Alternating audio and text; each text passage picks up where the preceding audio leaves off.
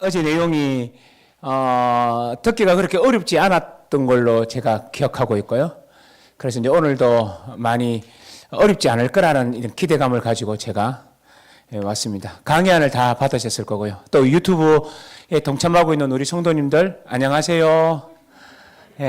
강의안 다 카카오톡을 통해서 받으셨죠? 그래요. 이제 그 강의안을 가지고 이제 우리가 보면서 좀 출발을 하려고 합니다. 이제 오늘 우리가 좀 먼저 생각해야 될 거, 어제 우리 강의 들었던 걸 좀 기억하실 수 있을지 아마 기억하실 수 있을 것 같습니다. 예수님의 십자가를 통해서 우리는 우리의 인생에 대한 문제 하나를 굉장히 해결할 수 있게 되었죠. 대부분의 많은 종교들과 철학들은 얘기하기를 우리의 고통은 어쩔 수 없다라는 겁니다. 특별히 고대 사회에서의 종교들은 언제나 말하기를 고통이라는 것, 고난이라는 것은 숙명이라고 얘기를 합니다. 그래서 이슬람이 한 용어를 제가 차용했죠. 인시알라, 알라의 뜻대로라고 얘기하면서 내 속에 닥쳐온 모든 고난은 내가 어쩔 수 없는 그것, 그래서 그걸 숙명으로 여기지만, 그런데 십자가는 그렇게 우리를 인도하지 않는다라고 말씀을 드렸죠. 왜요? 우리의 고통 현장 속에 들어오셔서 우리의 고통에 직접 관여하시는 것이 예수 그리스도이시니까. 더더욱 우리의 고통이 얕은 고통 정도가 아니라 우리 인간이 경험할 수 없을 정도의 가장 깊은 저 수렁에 있는 고통까지 동참하시면서 우리를 대하시는 그 모습을 통해서 우리가 알게 되는 게 뭡니까? 아하, 하나님은 숙명 속에 있는 인간을 고통 속에 방치하는 것이 아니라 고통 속에 임재하셔서 고통과 더불어 함께 하시는 우리 주님이시구나. 그래서 우리는 고통에 대하여 이제는 결정적으로 살아가는 클로즈된 인생을 사는 것이 아니라 하나님을 향하여 어떤 미래를 향하여 치유를 향하여 나갈 수 있는 오픈되어 있는 그런 세계 속에서 우리가 사는구나라는 거. 어제 첫 번째 그걸 많이 강조했던 것 같아요. 제가. 그죠? 두 번째가 있다면 이 십자가를 통해서 십자가의 예수님의 고통을 보면서 우리는 예수님이 그렇게 고통을 당하셨지, 예수님은 그런 아픔을 당하셨지라고 생각했는데 그것만이 아니라 그랬습니다. 한 가지가 더 있다 그랬죠. 그게 뭐라고요? 하나님 아버지의 마음이라는 겁니다. 그래서 하나님은 우리들로 하여금 뭔가를 듣고 싶어 하셨어요. 어떤 얘기를 듣고 싶어 하셨어요. 그게 뭐냐? 기억하시죠? 아빠라는 얘기를 듣고 싶어 하셨습니다.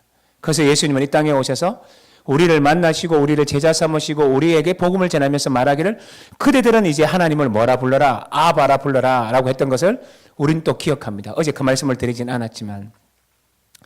그리고 이제 나머지 시간들은 예수님의 그 십자가를 우리가 다 알고 있는 내용이긴 하지만 하나씩 하나씩 다는 아니지만 중요한 몇 가지 부분들 통해서 예수님은 어떤 고통을 당하셨는지를 우리가 이제 추적해 들어가고 예수님이 이런 고통 당하셨구나 라는 것들을 우리가 이해했죠. 그리고 저는 마지막 마무리에서 우리 교회 성도님들이라면 몇 번 들었으면 좋겠는 우리 엄마 얘기. 창훈아, 이제 알았다. 예수님이 그렇게 죽은 건 다 내 죄 때문이었지 라고 말하면서 우시던 모습. 그러면서 십자가의 고통이 우리의 것으로 삼는 것까지 제가 이제 어제 말씀을 드렸던 것 같아요. 그 사이에 중요한 몇 가지도 얘기했죠. 십자가는 뭐였다고요? 본보기였다라는 것까지도 제가 말씀을 드렸고요. 그래서 제가 오늘은 여러분하고 다시 십자가 두 번째로 이것부터 좀 시작했으면 좋겠어요. 예수님의 고난에 대해서 한 번만 더 좀 생각했으면 좋겠습니다. 그거 뭐냐면 예수님의 십자가에서 고통을 당하셨다 하셨을 때 우리는요, 예수님의 고통을 두 가지로 생각하셔야 돼요. 첫 번째는 뭐냐? 영적인 고뇌가 있어요. 영적인 고뇌.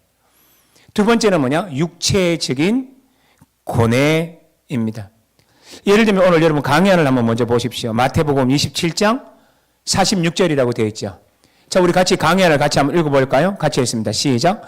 제9시점에 예수께서 크게 소리질러 이르시되 엘리 엘리 라마 사박다니 하시니 이는 곧 나의 하나님 어찌하여 나를 버리셨나이까 하는 뜻이라. 제가 어제 이 구절을 설명하면서 뒤에 설명하겠습니다 라고 했지만 시간이 모자라서 자연스럽게 제가 뺐던 부분이라서 오늘 시작하면서 다시 이 부분을 집어넣은 겁니다. 그러니까 여기는 두 가지가 있다라고 어제 우리 간단하게 설명했어요. 첫 번째는 뭐냐면 버림받으시는 예수 그리스도. 그죠? 이걸 제가 어제 말씀드리기를 유기당하시는 예수 그리스도, 버림받는 예수 그리스도라고 말씀을 드렸죠. 그래서 유기의 외침이다. 이렇게 제가 설명드렸어요. 이 본문 속에는 버림받으시는 예수 그리스도가 있어요. 또 한 가지가 뭐 있다 그랬죠? 버려야만 하는 하나님 아버지의 아픔. 그건 제가 어제 말씀을 드렸고요. 자, 어쨌든 그러면 여기서 버림받는 예수 그리스도를 우리가 한번 생각해 봐요. 하나님의 아들은 요한복음에서는 내일 좀 보겠지만 하나님의 아들이라는 말은요, 하나님이라는 뜻이에요, 사실. 그래서 제가 어제도 말씀드렸던 것처럼 예수님을 뭐라 그런다 그랬죠? 모노게네스 데오스. 기억나세요? 모노게네스 데오스. 그렇게 이제 모노게네스라는 뜻을 뭐라 그랬죠? 모노라는 건 유일합니다. 게네스라는 그런 종류로서, 그런 종류가 누구 종류라는 말이에요? 뒤에 나오는 단어 데오스.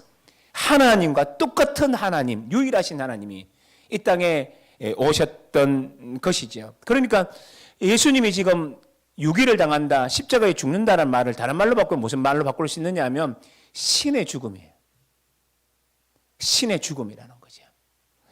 그래서 옛날에 이거 제가 우리 교회에서는 제가 읽었던 책들 중에 이거는 써도 되겠다 싶은 것들은 제가 이제 무리함 없이 제 나름대로는 예화를 들거든요. 그래서 거기 좀 쉬웠던 거 한 가지 예를 한번 들어봐요. 그리스 신화에 보면 어떤 선원들이 이제 뭐라 그러죠? 이제 배를 타고 이제 가기 시작합니다. 배를 타고 쭉 가다가 뭘 만나느냐 하면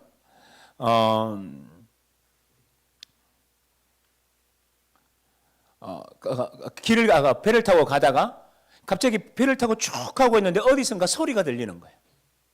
어떤 소리가 들리면 하늘로부터 신령한, 아주 굉장히 신령한 소리가 들리는데 그 신령한 소리가 뭐냐 하면 이런 얘기가 들려진 거죠. 판이 죽었다. 판이 죽었다. 이런 얘기가 들리기 시작해요. 판이 죽었다. 판이 죽었다. 여러분, 이 말의 의미가 도대체 뭘까요? 판이 죽었다. 판이 죽었다. 이게 뭘까요? 이 말은 뭘 말해주냐면 하나님이 죽었다. 신이 죽었다라는 뜻이에요. 그래서 그리스 신화에 보면 신이 죽었다라는 하늘로부터 오는 소리는 선원들에게 뭘 야기시키느냐 하면 이제 인생은 허무하고 인생은 혼돈이고 인생은 죽을 수밖에 없겠구나라는 걸 생각하게 됐어요. 그래서 배를 타고 가는 사람들은 신이 없기 때문에 자기를 바다에서 지켜줄 신이 사라진 거나 마찬가지겠죠. 그러니까 이제 우리의 인생은 끝장났고 우리의 인생은 버림받았구나라고 말하는 것들이 뭐냐? 바로 여기서 신의 죽음이라고 얘기할 수 있어요. 그러면 사람들이 어떤 생각을 할까요? 하나님이 죽으면 어떤 생각을 할까요? 당연히 이런 생각하겠죠. 만약에 하나님이 죽었으면, 그러면 정말로 하나님이 죽었다면 이제 그러면 우리는 어떻게 살면 되나? 아니, 어떻게 살면 되나가 아니라 어떻게 살아가지라는 것들을 생각할 수밖에 없는 거죠. 왜요? 신이 온 세상을 지탱하고 있는데 신이 죽으면 이 세상은, 하나님의 손 안에 있는 지탱하는 세상은 어떻게 될까요? 혼돈 속에 빠지겠죠. 무너지겠죠. 멸망으로 가겠죠. 그래서 이제 이 세상은 뭐가 되느냐? 의미 없는 세상이 되는 겁니다. 그러니까 아무런 의미가 없는 세상, 헛된 세상이 되어버리는 거죠. 그래서 그 신화에 보면 판이 죽었다라는 그 말의 의미는 뭘 말해주느냐 하면 이 세상 속에 혼돈이 임했다. 이제 우리 인간은 어떡할 거나 라는 얘기예요. 이 말을 우리는 신학적으로 좀 해석할 필요가 있어요. 그렇다면 이 말의 의미를 우리는 어떻게 해석할 수 있느냐? 하나님이 죽는다라는 말을 어떤 식으로 좀 우리가 이해할 수 있느냐면요. 하나님이 죽는다면, 정말로 하나님이 죽는다면 정말 하나님이 죽을 수 있나라고 생각할 수 있잖아요. 그래야 안 그래요? 하나님이 죽었다 그러면 우리는 하나님이 죽었구나, 이제는 이 세상에 멸망했구나 하고 엉엉 울어야 되는데, 울면서 우리는 어떤 생각하느냐 하면 하나님이 죽는다고? 그러면 그분은 하나님이실까? 이제 논리가 맞나요? 이해가 되시죠? 그러면 그 하나님이 진짜 하나님일까? 이런 생각한다고요. 그럼 어떤 생각하냐면 판이 죽었다는 말은 다른 말로 바꾸면 판이 아닌 다른 어떤 신이 있을 거야 라고 얘기하는 겁니다. 혹시 저하고 여기 성지순례 갔다 오신 분들이 몇 분 계시네요. 그때 우리가 가이사라 빌립보라는 도시에 도착했었어요. 헤르몬 산키스에서 내려오는 맑은 물이 막 내리는 거, 그리고 어떤 연못이 있는 것, 연못 거기도 물이 엄청 내렸던 것이 기억하시나요? 그 위에 보면 신전이 두 가지가 있었어요. 하나는 동굴에 있었고 하나는 동굴 앞에 형상만 틈은 조금 남아 있었는데 거기는 또 하나의 신전이 있었어요. 그 신전을 뭐라 그러냐? 트라이안 신전이라 그래서 하얀 대리석으로 만들어져 있었던 로마 예수님 당대에는 그 신전이 있었어요. 그리고 혹시 가셨던 분 기억나시나요? 거기에 가보면 동굴이 하나 있었죠. 동굴. 그 동굴을 그때 그 신전이 무슨 신의 신전이라는 거 기억나시나요? 그게 판 신전이었어요. 판의 신전이었어요. 그렇게 지금 우리의 관점에서 생각해 보면 동굴에 있던 판의 신전이 다 없어져서 판이 진짜 신일까? 우린 금방 생각할 수 있잖아요. 그래서 이제 히랍 신화에 나왔던 사람들처럼 분명히 우리도 사람들이 생각하는 겁니다. 신이 죽었다면 정말 그분이 신일까? 아닐 거야. 그러면 추구하는 게 뭐죠? 진짜 신은 어디에 있나? 라고 물어보는 거죠. 이게 이제 유기적 외침 속에서 제가 하는 것들이에요. 제가 지금 강의 안에서 뭔가 하나를 빠뜨리고 지나간 것 같아요. 맞죠? 아닌가? 하여튼 고뇌 지금 빠뜨리고 지나갔죠? 여러분 강의 안에 그렇지 않았나요? 좋아요. 그건 좀 이따 설명을 제가 드릴게요. 다 설명하지 않고 강의는 그대로 가고 있네요. 앞으로 제가 좀 몇 가지 빠뜨렸는데 괜찮네요. 그러니까 이제 그 신이 누굴까 하고 물어보는 겁니다. 그럼 여기까지는 이해가 됐죠. 그러면 진짜 문제가 뭐냐? 예수님께서 죽어가면서 뭐라 그래요? 하나님 어찌하여 나를 버리셨습니까? 에는 뭐가 나온다 그랬나요? 아까 신의 죽음이에요. 그러면 우리가 던져야 할 질문이 있습니다. 저기 십자가에 죽으시는 예수 그리스도가 진짜 참된 신이 맞을까? 그렇지 않나요? 저 십자가에 죽으시는 예수가 진짜 참된 신이 맞을까? 어떻게 신이 죽을 수 있지? 이건 어느 누구도 생각하지 못해요. 그래서 나중에 볼 건데요. 볼지 안 볼지 모르겠지만 이사야 빨리 한번 찾아볼까요? 이사야 52장. 이사야 52장 14절.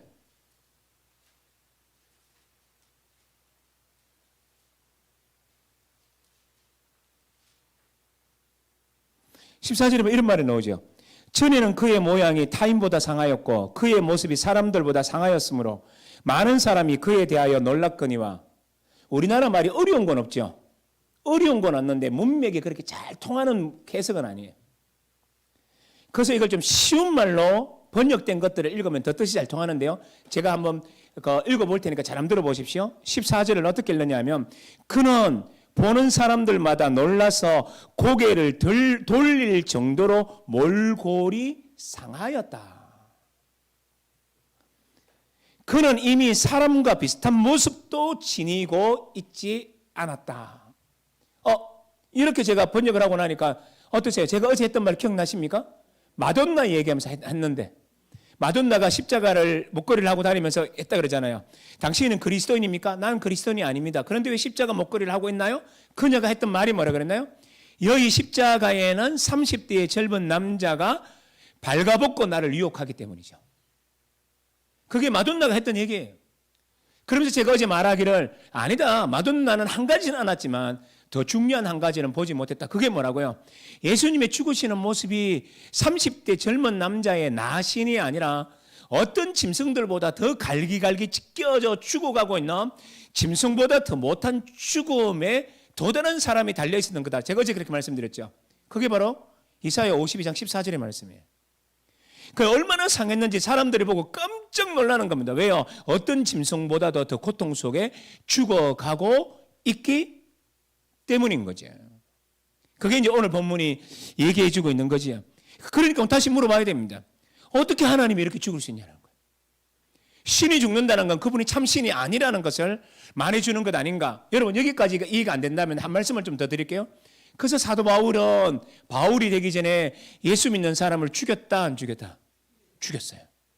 예수 믿는 사람은 모조리 다 잡아가지고 감옥 속에 집어넣기를 하기를 원했고 때리기를 원했고 린치를 가려서 어떻게든지 사지를 잘라서라도 예수 믿는 것을 포기하게끔 만들려고 그랬어요. 왜 그래요? 하나님은 절대로 하나님뿐만 아니라 하나님이 보내신 종도 어떤 누구도 나무에 매달려 죽는 일은 없으니까. 이런 개념이 여기 또 내포되어 있는 겁니다. 그러니까 신은 죽으면 안 돼요. 그러니까 예수님이 죽었다라는 이 얘기 히랍 신화부터 제가 좀 시작해서 우리 십자가 예수님의 버리심까지 지금 왔는데요.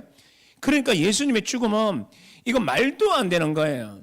하나님이 어떻게 죽을 수 있냐라는 거예요. 자, 그렇다면 이 말은 뭡니까?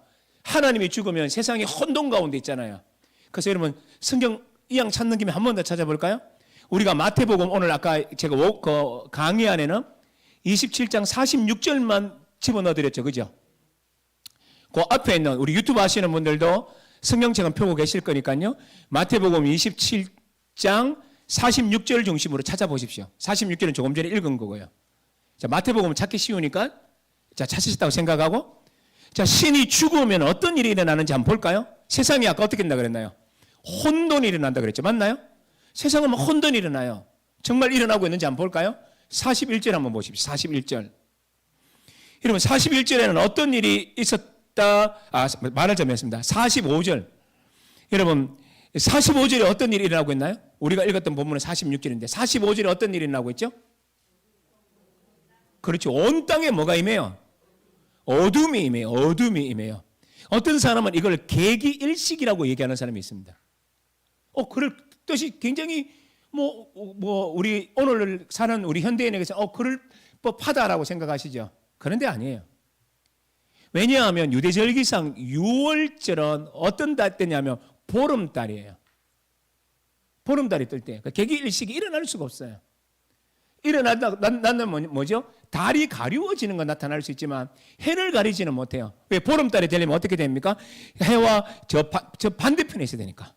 그러니까 해를 가릴 수가 없는 거죠. 그게 계기일식이 아니에요. 그렇다면 이 말은 뭐냐면 세상에 이 말은 뭐예요? 혼돈이에요. 성경 한 구절만 더 볼까요? 신이 죽으면요 세상은 혼돈밖에 오지 않아요. 그래서 또 몇 절을 보시느냐 하면 여러분 51절도 보십시오. 51절. 51절에 어떤 일이 일어나는지 여러분 빨리 한번 보십시오. 51절은 어떤 일이 일어나고 있죠? 그러니까 위로부터 아래로 찢어지고 그것만 말고 또 다른 게 뭐죠? 그렇죠. 땅이 흔들리고 지진이 막 일어나 버리죠. 여러분 땅이 흔들려요. 이런 세상에는요 여러 가지 원소가 있는데 그 가운데 가장 중요한 원소가 뭐죠? 그러니까 세상을 구성하는 그 가장 기본적인 단위를 또 뭐라 그러냐? 땅이라 그러거든요. 땅. 땅이 흔들렸다라는 말은 뭐죠? 세계가 흔들렸다. 온 우주가 흔들렸다. 그럼 다시 보십시오. 46절을 중심으로 양쪽에 뭐가 있나요? 어둠이 임하죠?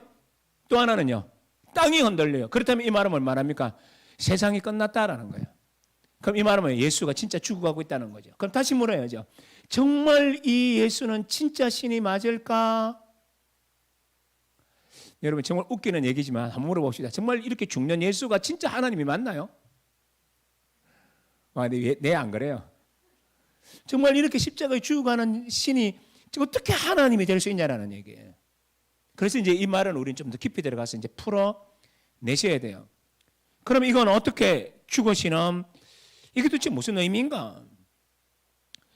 판이 죽어서 일어나는 세상의 혼돈처럼 예수의 죽음 속에서도 이런 혼돈이 일어나고 있다면 그럼 이 예수의 죽음을 어떻게 해석해야 되는가? 첫 번째, 참된 하나님이 아니신가? 만약에 참된 하나님이시라면 이건 도대체 무슨 의미인가 하고 물어야 되겠죠. 맞아요? 그럼 무슨 의미인가 하고 물으면 아마 여러분이 강의 안에 그 다음에 기록되어 있는 게 있겠죠? 제가 뭐라고 썼죠? 거기다가 뭐라고 썼나요? 예수님의 죽음이라고 하면서 46절 또 45절 51절 이제 제가 설명했는지 아시겠죠? 그 다음에 내려오는 강연에 보면 출애굽의 10재앙 기사 중에 9번째와 10번째를 생각하시면 돼요.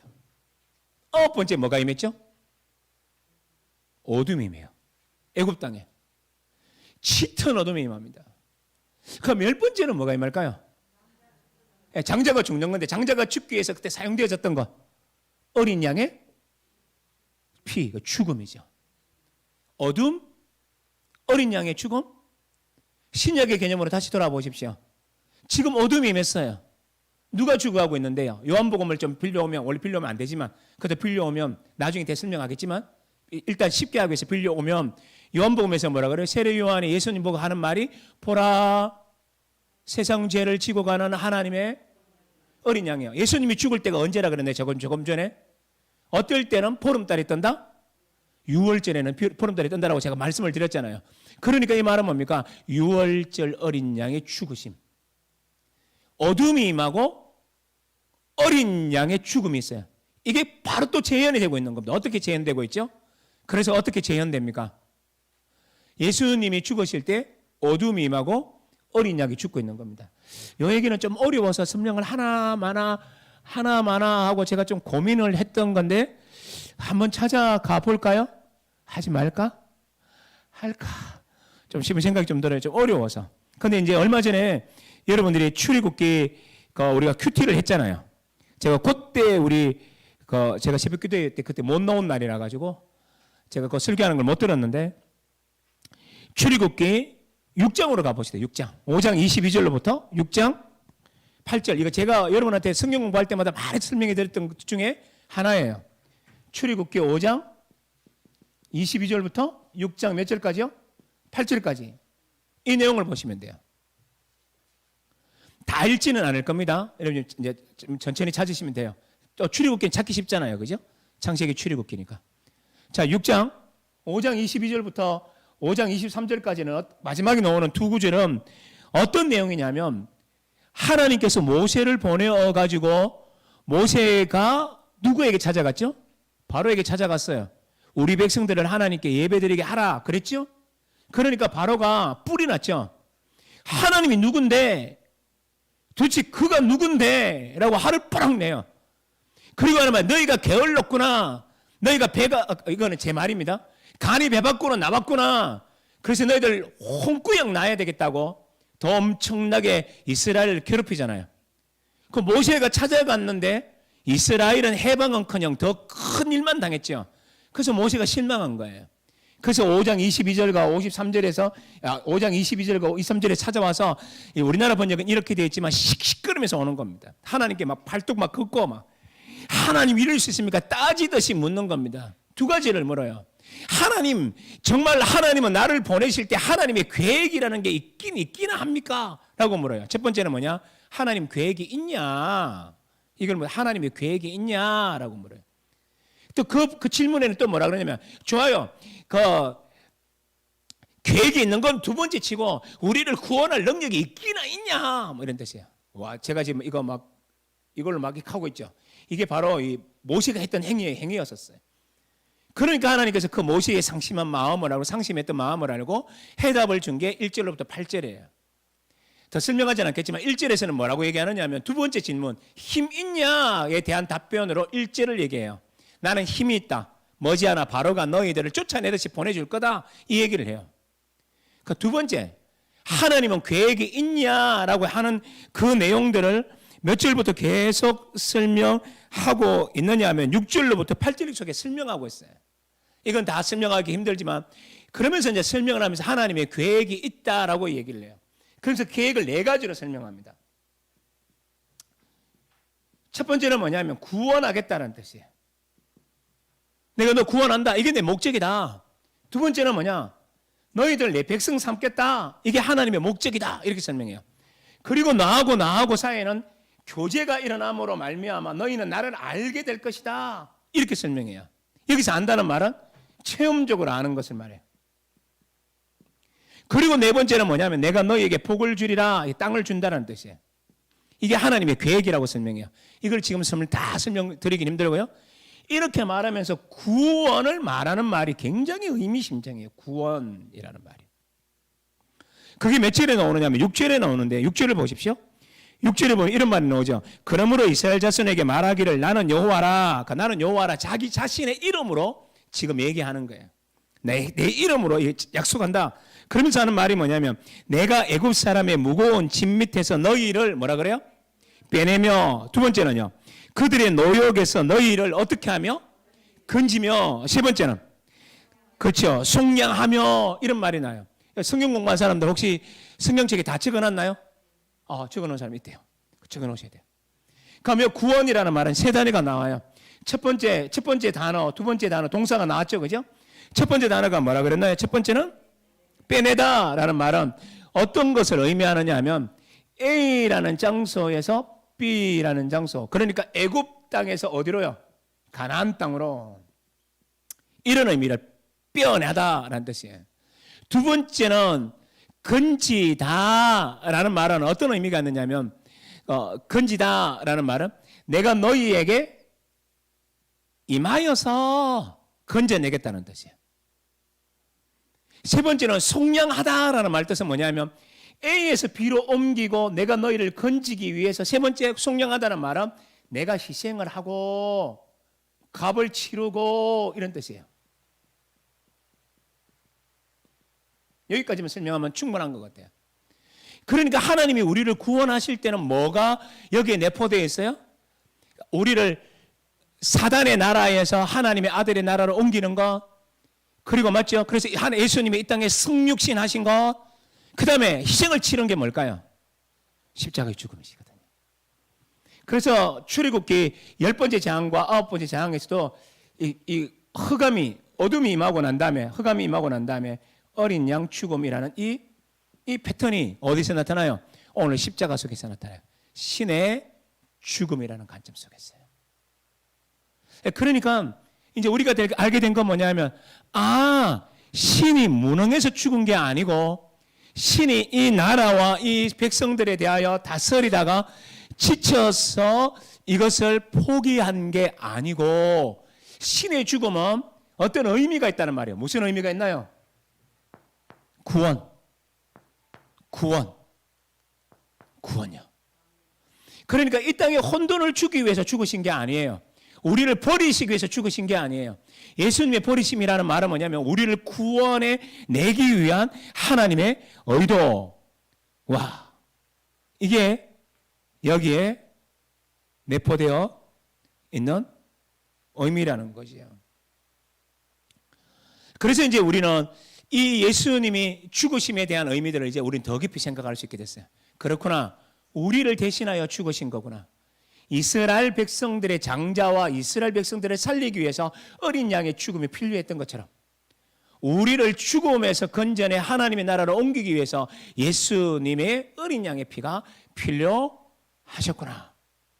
여기까지 이제 우리가 굉장히 쉽게 이해하게 됐죠. 그러면 이제 우리 조금만 더 깊이 들어가도 되겠죠. 조금만 더 깊이 가보면 이런 예수님이 나의 하나님 어찌하여 나를 버리셨습니까? 라고 하면서 죽어가는 이 유기되심, 그래서 이 죽어감에 대한 그 깊은 의미를 우리는 조금만 더 생각해 볼 필요가 있죠. 여러분, 이 말이 보면요, 우리가 한번 따라해 보시죠. 한번 따라서 저 따라 해보십시다. 나의 하나님 어찌하여 나를 버리셨나이까? 여기서 굉장히 중요한 단어가 하나 있는데요. 나의 하나님도 있지만 중요한 단어가 뭐냐면 어찌하여예요.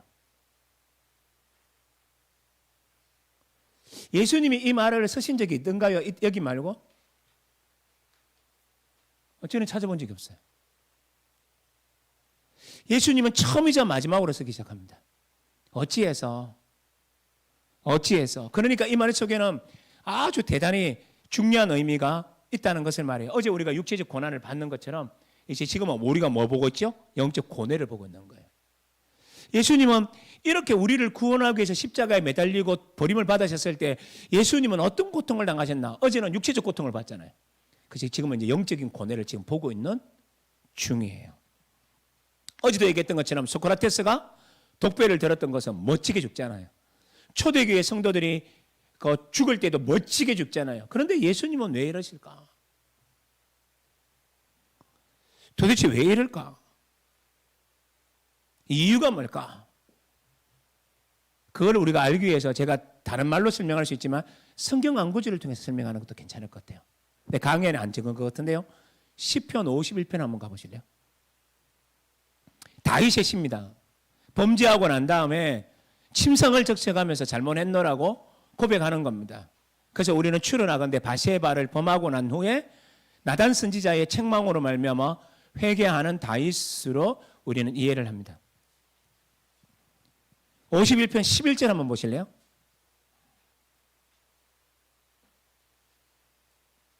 그가 가장 두려워한 게 있어요.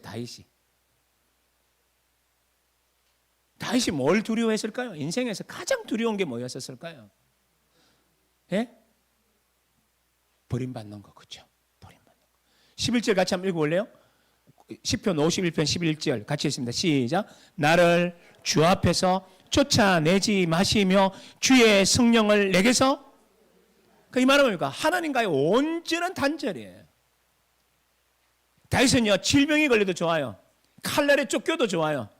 죽음도 어쩌는 의미에서는 괜찮아요. 그런데 그에게는 혹독한 것이 나나 있었는데 이것만큼은 참을 수 없는 고난과 고통이 있었어요. 그게 뭐라고요?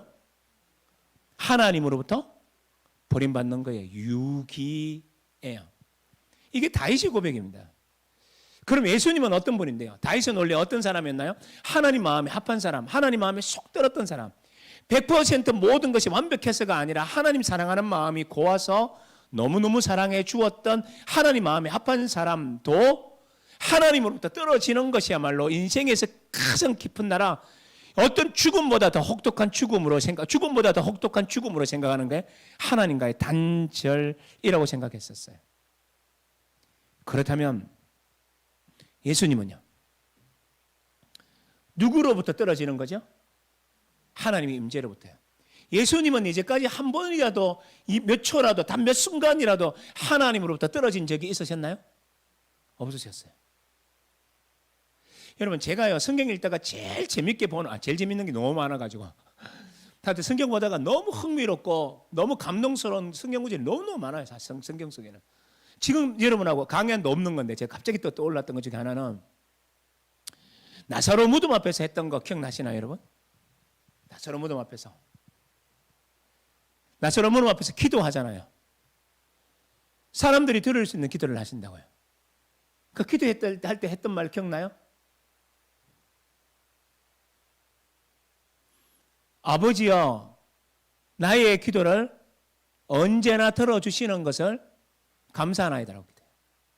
내 기도는 이미 다 들어진 걸 내가 알고 있었고 그래서 들어주심에 대해서 감사하다 그래요.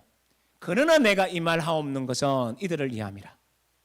그러니까 그 앞부분에 뭘 말하느냐면 예수님은요 어디를 가든지 무엇을 하든지 어떤 일을 하든지 하나님과의 깊은 교제 속에 있었고 이 깊은 교제 속에 있었기 때문에 언제나 하나님은 내 얘기를 듣고 계시고 아니 하나님과 나 사이에는 하나님의 뜻이 내 속에 머물고 나의 뜻이 하나님의 뜻과 100% 완벽하게 맞아 들어갔던 그래서 하나님으로부터 1초라도 조금이라도 홀이라도 떨어진 적이 없었던 분이셨어요. 이 말은 뭘 말하느냐 하면 다른 말로 바꾸면 하나님과 예수님과의 완전한 하나됨, 완전한 임재, 물속에 잠겨있는 물건이 물속에 완전히 잠기는 것처럼 하나님과 예수님은 물과 그것처럼 이게 떨어질래야 떨어질 수 없는 거예요.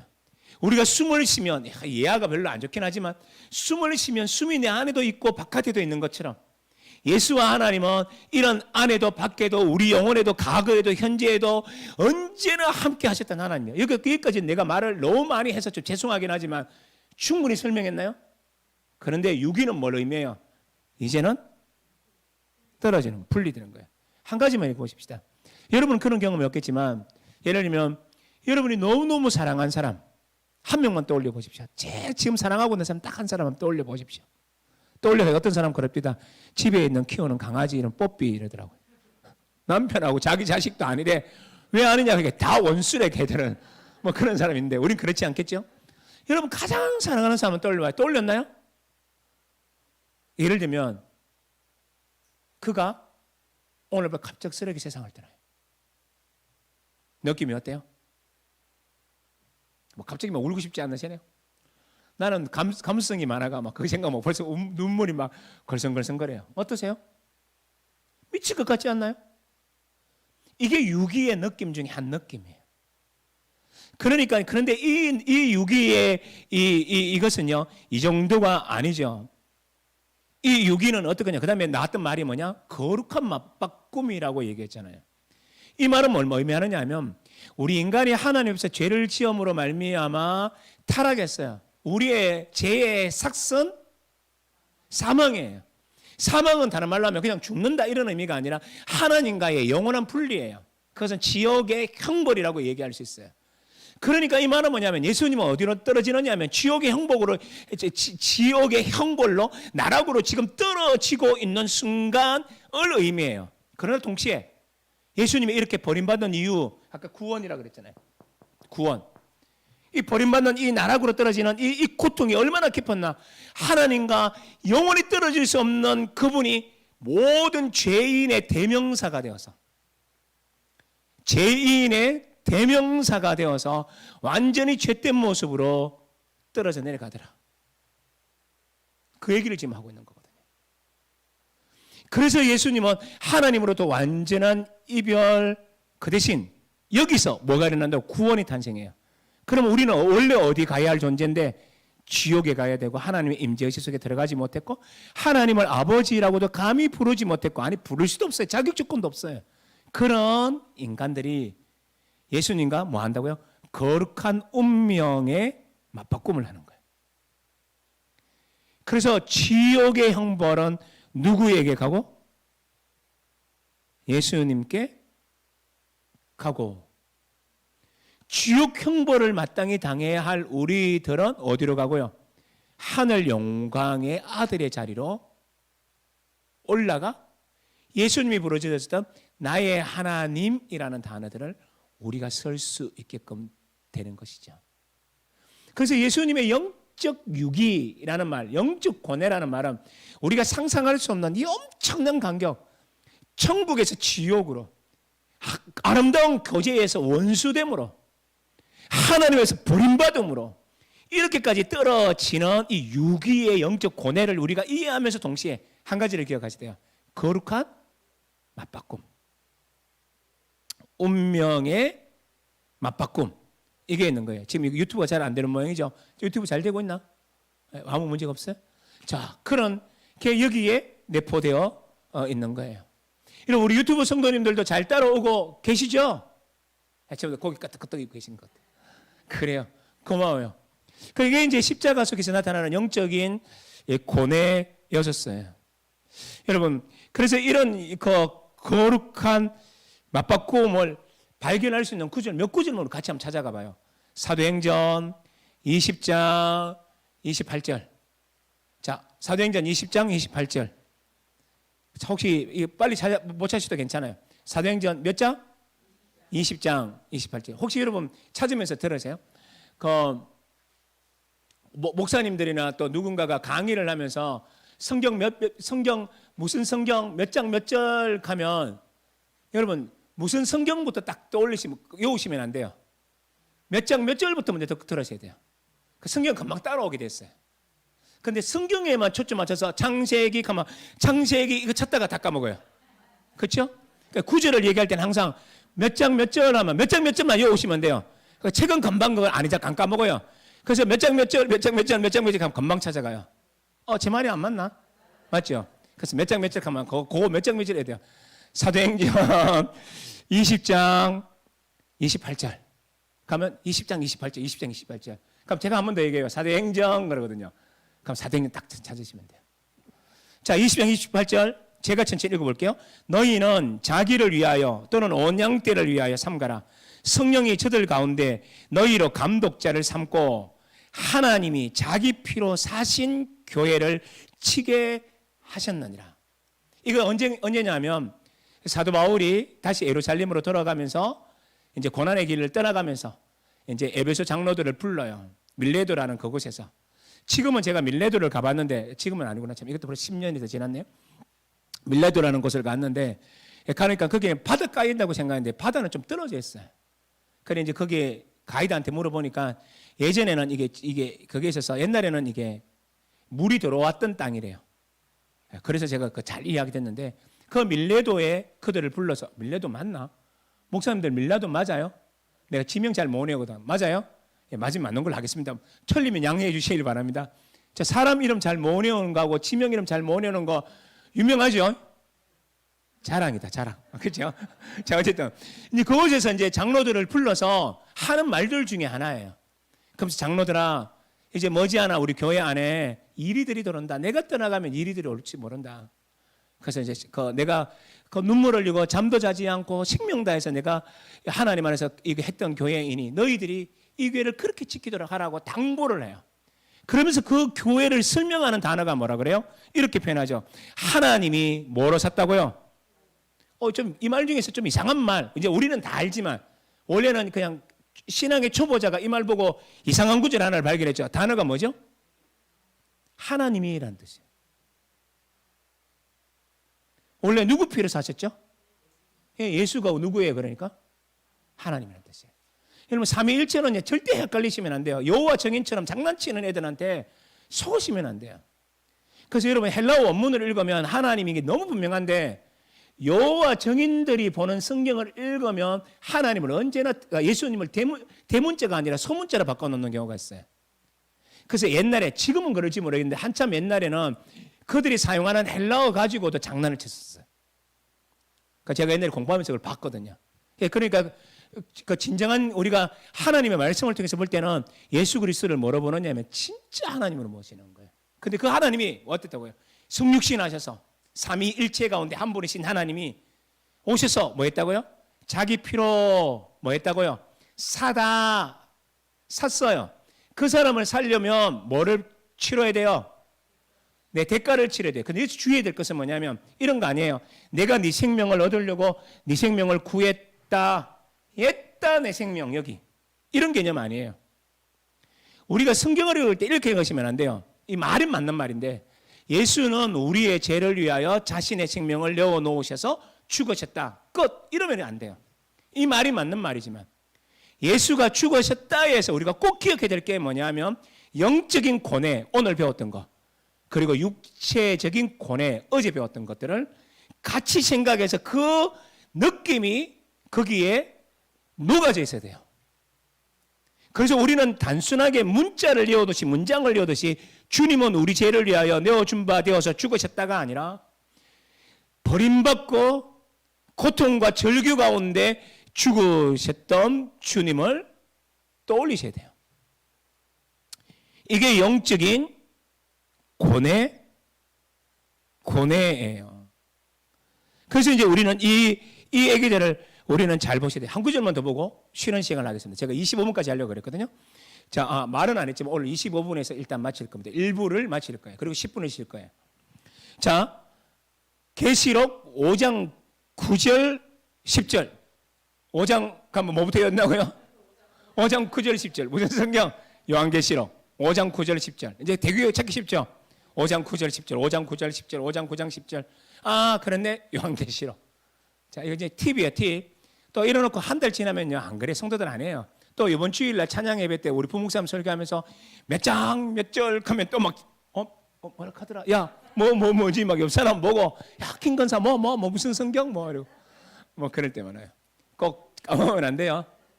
네, 좀 재미나게 하려고. 자, 이 구절 읽으시죠. 5장 9절과 10절인데, 내가 9절 읽으면 여러분 10절 읽으세요. 그들이 새 노래를 불러 이르되, 이것은 어떤 거냐 하면, 예수 그리스도의 그 고난으로 말미암아 이루어지는 하늘나라의 광경. 그래서 24장로 내생물 그리고 모든 피조물들, 영적인 천사들 그리고 모든 인류들이 부르는 노래의 주제예요.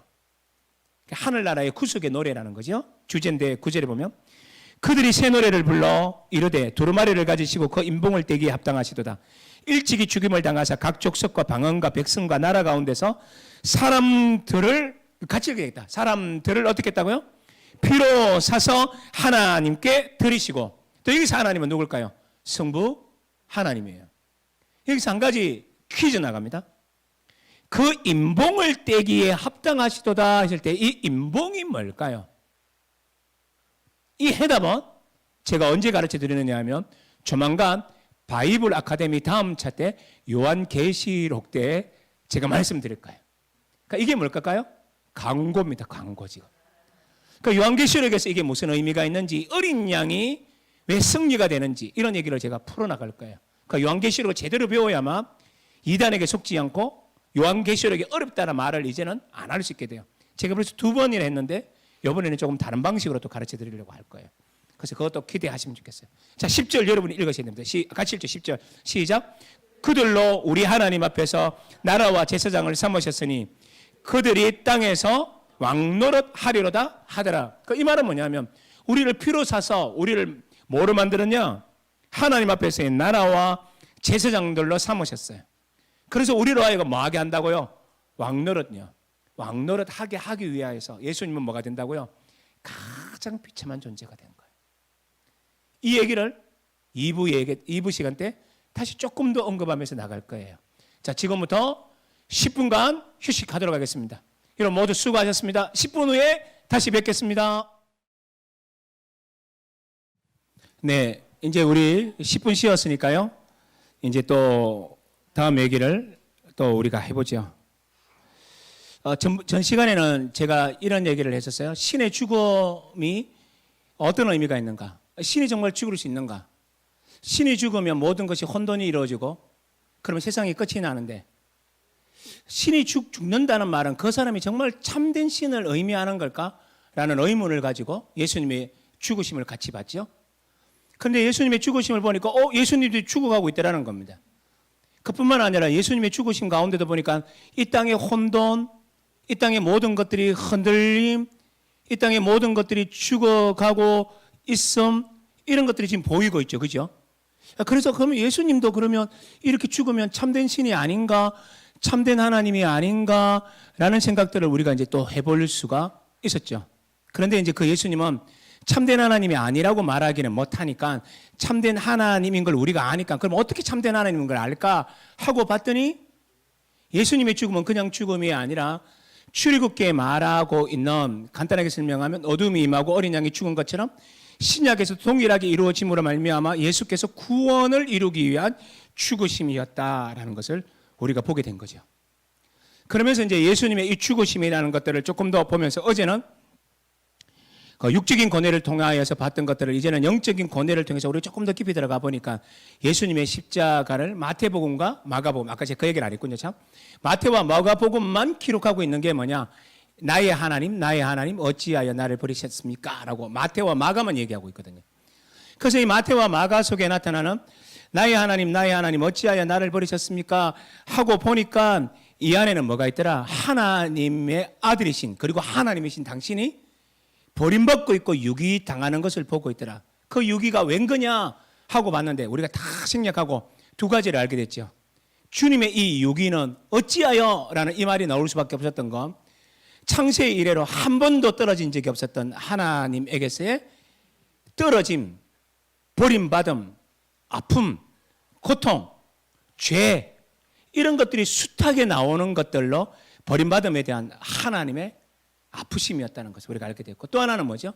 이것이 우리에게 주는 영적 유인이 있었는데 거룩한 맞바꿈을 통해서 지옥은 우리의 몫이었고 하늘의 영광은 하나님의 몫이었는데 서로 맞바꾸기 함으로 말미암아 지옥 갈 우리는 하늘의 영광이 머무실 그분은 지옥으로 떨어지는 그런 일들을 하셨다. 이 부분들을 우리가 이제 보게 된 거예요. 그리고 또 보면요, 마태와 마가복음에 보면 누가복음과 요한복음에 나오지 않는 또 다른 한 구절이 또 있어요. 십자가와 관련된 여러 가지가 있는데 이 한 가지가 또 되게 중요해요. 거기 제가 여러분 강의 안에 적어놓았던 것, 대성물로서의 예수님의 죽음이 나타나요. 이 구절은 대단히 중요한 구절이에요. 이것도 또 제가 깊이 들어가는 것들의 수준을 조금 맞추어서 제가 일단은 좀 설명을 드리려고 해요. 먼저 대성물로서의 예수님의 죽음이 어떤 건지 한번 읽어보는 게 좋겠어요. 마가복음은 제가 읽을게요. 마태복음은 또 여러분들이 읽으시면 좋겠어요. 강연에 있는 것처럼 여기서 예수님 죽음을 뭐라고 묘사하고 있는가? 마가와 마태는 예수님의 죽음을 뭐라고 묘사하고 있는가?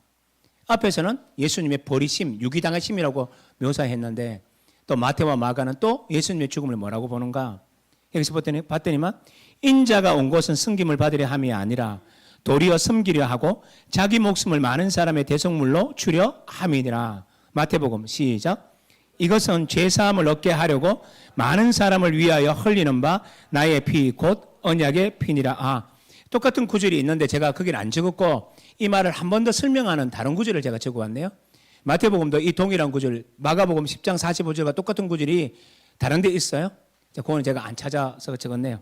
자, 이 두 구절을 통해서 여러분과 함께 얘기하고 싶어요. 그래도 한번 찾아보겠습니다. 아니다. 26장 28절 맞아요. 이 말 똑같은 말로서 이해하시면 돼요. 자, 그러면 이 말을 보면서 우리는 어떻게 하냐면 마가복음 10장 45절을, 이건 조금 어려운 말인데 할까 말까 고민하다가 지금 전하는 거거든요. 마가복음 10장 45절에 이 말씀이 어디에서 왔을까라고 신학자들은 곰곰하게 생각해요. 이 말은 어디에서 왔을까라는 걸 생각해요. 그래서 제 밑에 참고 구절을 아까 마태복음 또 뭐라 그랬죠?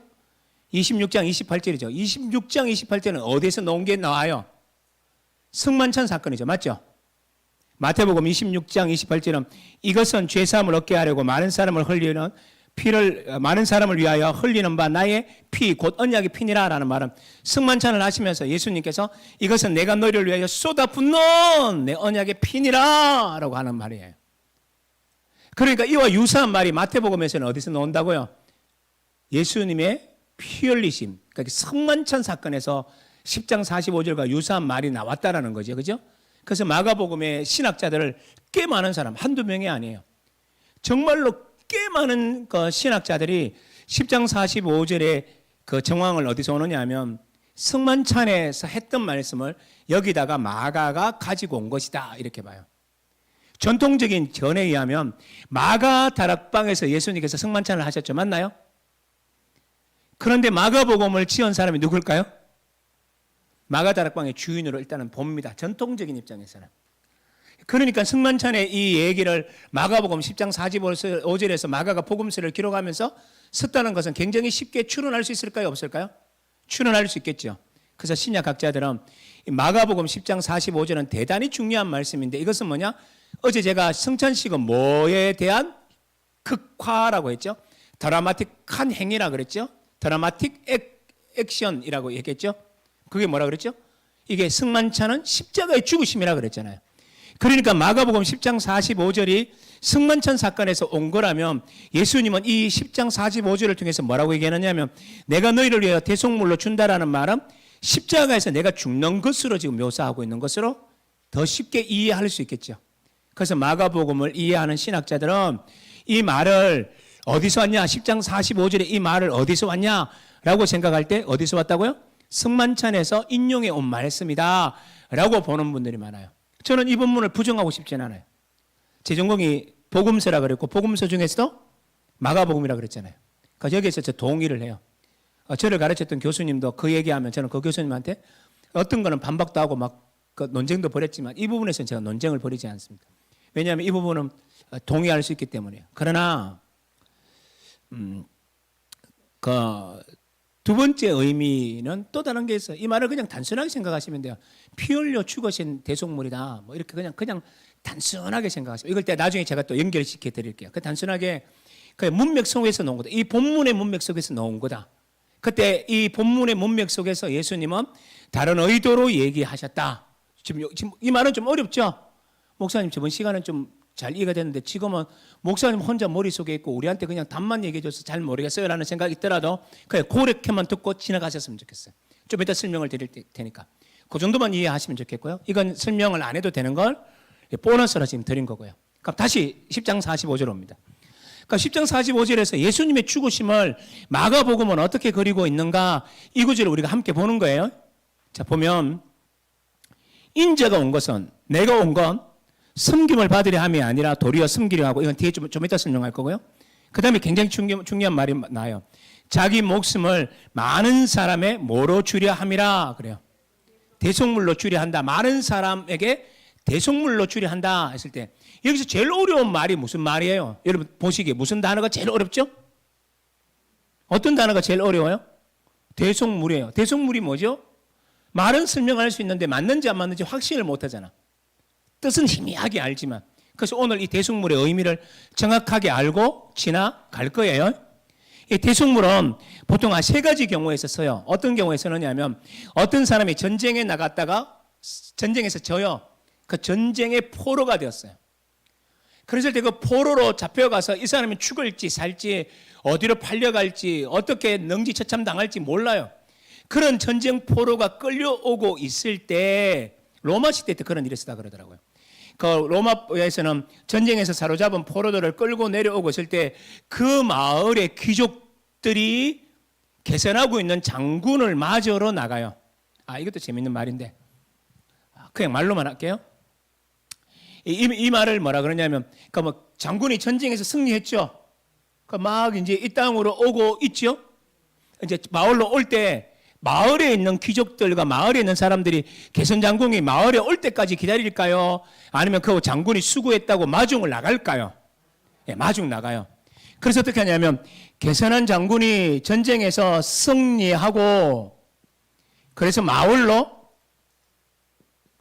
개선하고 있어요.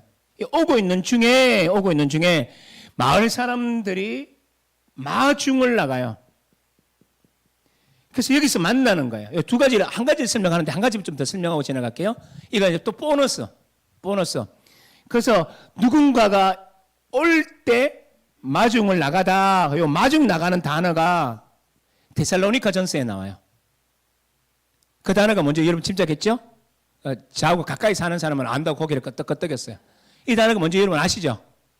휴거예요.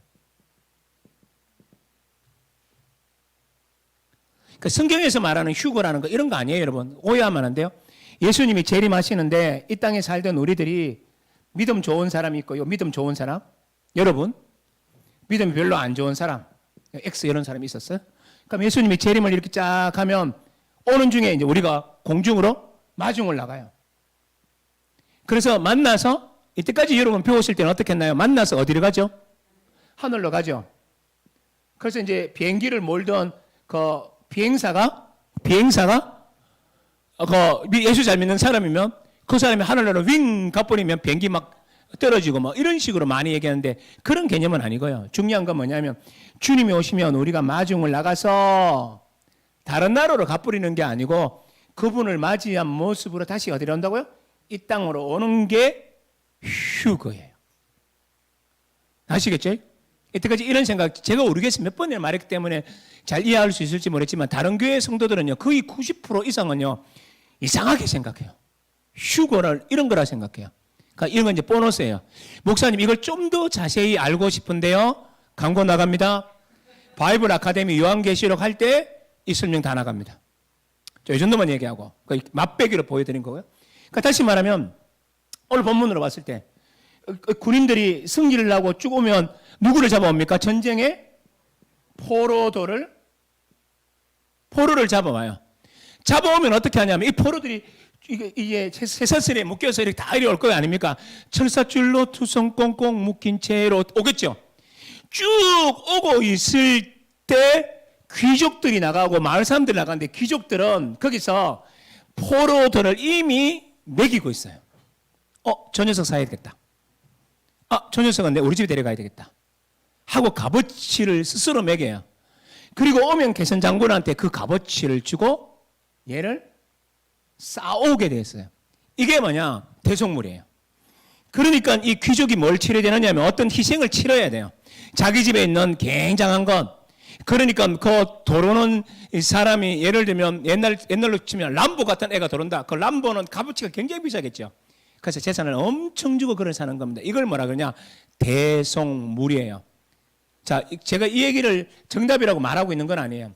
두 번째는 또 어떤 개념이 있느냐면 대속물에는 어떤 개념이 있냐면 비슷한 개념인데 노예로 사로잡혀 간 사람들. 노예 시장에서 이리 구르고 저리 구르고. 그래서 여러분 노예 사는 걸 직접적으로 본 적 없죠. 저도 본 적은 없지만 고고학 자료를 보고 또 제가 영화에 대한 그 박사 논문을 쓰면서 봤던 몇 편의 영화들이 있거든요. 논문 쓰면서. 그래서 논문 쓰면서 이제 노예에 대한 것을 굉장히 고증을 잘했던 그런 영화들, 다큐멘터리 영화를 제가 보잖아요. 논문을 써야 되니까. 그러면 이제 그 노예에 관련된 것들 자료들을 보면 노예를 사는 게 가관이에요. 그러니까 예를 들면 한 가지만 들면 아이들이 쭉 있으면 먼저 아이들의 피부 색깔을 봅니다. 두 번째는 눈동자를 봐요. 그리고 나서 이제 괜찮은 애들 몇 명을 탁탁 골라서 데리고 오면 그 아이들을 또 어떻게 하느냐 하면 다른 부분들은 제가 말하지 않을게요. 한 군데만 얘기하면 혓바닥을 내라 그래요. 그럼 혓바닥을 쭉 잡아당겨 이 구조, 구강 구조, 그리고 이 구조까지 다 봐요. 그리고 나서는 툭툭 쳐봅니다.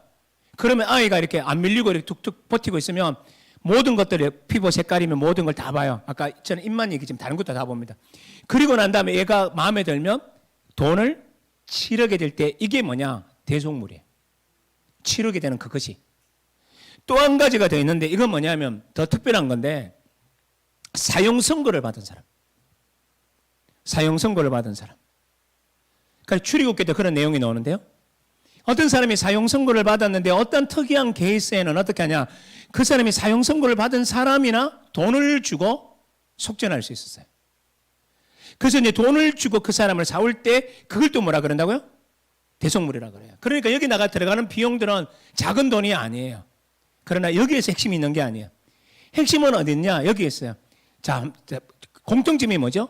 전쟁, 포로, 노예, 사형수. 전부 다 이게 공통점이 뭘까요? 어떤 사람들? 예, 하여튼 뭐 비슷한 말을 설명한 것 같아요. 마스크 때문에 잘 못 알아듣는데 전부 다 비참한 사람들이에요. 전부 다 비참한 사람들이에요. 그 밑에다가 이제 종과 노예는 거기다가 필기 안 하셔도 좋겠고 그 위에 거 설명하고 있는데, 그러니까 이 사람들은 전부 다 뭐냐 하면 전부 다 참상, 인간의 참상을 경험하고 있는 모든 사람들을 의미해요. 그럼 그들이 누굴까요? 그걸 가장 잘 설명하고 있는 게 누가복음에서, 공관복음에서는 한 명이 나타나잖아요. 누군가요? 누가복음 15장에 나오는 누구죠? 탕자의 형편이에요. 이 탕자로 있었던 이 사람의 형편이 어땠던 사람인가요? 아버지 집에 있을 때 어떤 사람이었죠? 부였어요. 잘 먹었어요. 자유가 있었죠. 더 설명하지 않아도 될 것 같아요. 그러나 이방 땅에 가서 살았는데 큰형이 와서 했던 말 기억하시죠? 큰형이 와보니까 잔치가 막 나가 좀 무슨 소리냐? 당신의 둘째 동생이 살아서 오니 그 아버지께서 잔치를 벌였습니다 했을 때 이 큰아들이 막 분노하잖아요. 분노하면서 했던 말이 뭡니까? 그 녀석은 창기와 더불어 재산을 다 말아먹은 놈인데, 나는 아버지를 위해서 열심히 일했지만 송아지 한 마리도 잡아주지 않았는데 창기와 더불어, 이런 말을 쓴다고요. 여러분, 이방 땅에서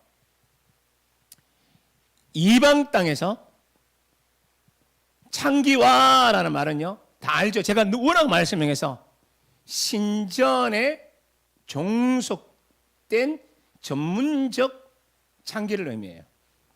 그렇다면 이 사람이 이 탕자가 어디를 갔느냐 하면 우상 숭배에 들어가요.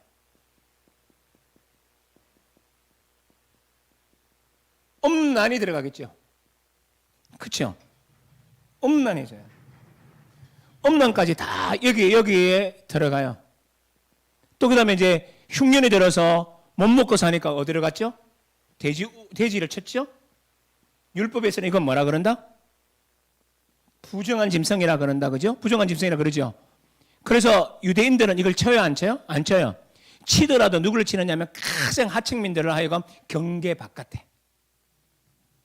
그런 것들이에요. 근데 보통 이방인들이 쳐요. 그래서 그라사 강인이 귀신 들렸는데 돼지가 우르르 하고 들어가서 빠져 죽은 거 기억나시죠? 그래서 그 땅을 무슨 땅으로 보느냐면 유대 땅으로 보는 게 아니라 이방 땅으로 해석하는 경우가 거기 있어요.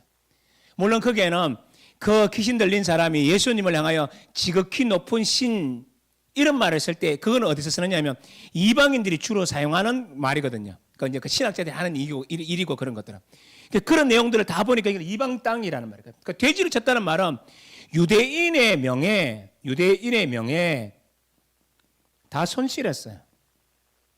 동시에 돼지의 지엄 열매라고 되어 있는 그거 먹었나요? 많이 먹었나요? 못 먹었죠. 배를 채우지 못한지라 되어 있는데 그 헬라어를 읽으면 뭐냐면 한 번도 배부른 적이 없었고라는 뜻이에요. 그 돼지우리를 치면서 그래도 그 맛도 없는 거 그것으로도 배라도 채우려고 했는데 배도 못 채운 거예요. 여러분, 이게 전부 다 뭘로 의미하죠? 자세히 보십시오. 아담의 실존하고 똑같아요. 아담. 그렇지 않나요? 이게 전부 다 아담이에요.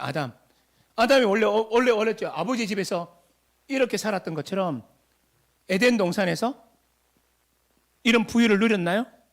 아버지를 떠나갔죠. 하나님 곁을 떠나갔죠. 타락해서 어떻게 사나요? 우상 숭배하고 엄난하고. 이건 제가 설명하지 않겠는데 로마서 1장에 보면 이방인들이 어떻게 타락했는지를 이렇게 묘사하고 있어요. 그러니까 이 말은 뭐냐면 탕자의 형편은 누구의 형편이라?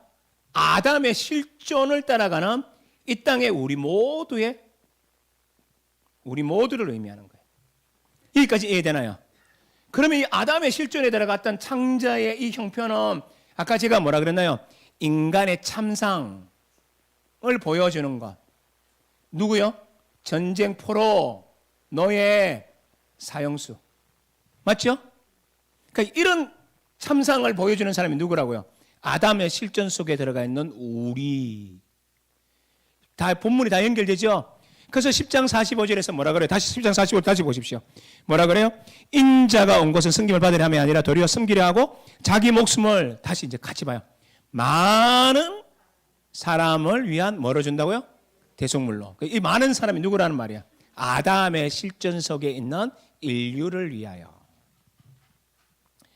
그래서 예수님의 십자가의 의미들을 벌써 여기에서 다 설명하고 있는 거예요. 더더욱 더 중요한 건 뭐냐면 내가 온 것은 이라는 말뜻이 뭐죠? 내가 온 것은 말투가 무슨 뜻이에요? 내가 온 것은 이라는 말뜻은 뭐죠? 내가 온 목적은 이라는 뜻이에요. 맞죠? 내가 온 목적은 뭐하러 왔다고요? 죽으러 왔단다. 연결이 되나요? 그러니까 예수님은 올 때부터 십자가를 위하여 십자가에서 죽기 위해서 오셨어요. 뒷부분에 설명할 겁니다.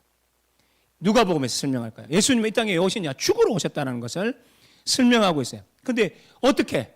그래서 이제 왜 어떻게 죽으러 왔다는 걸 알아요? 앞에 나잖아요. 자기 목숨을 주려 하려고. 맞죠?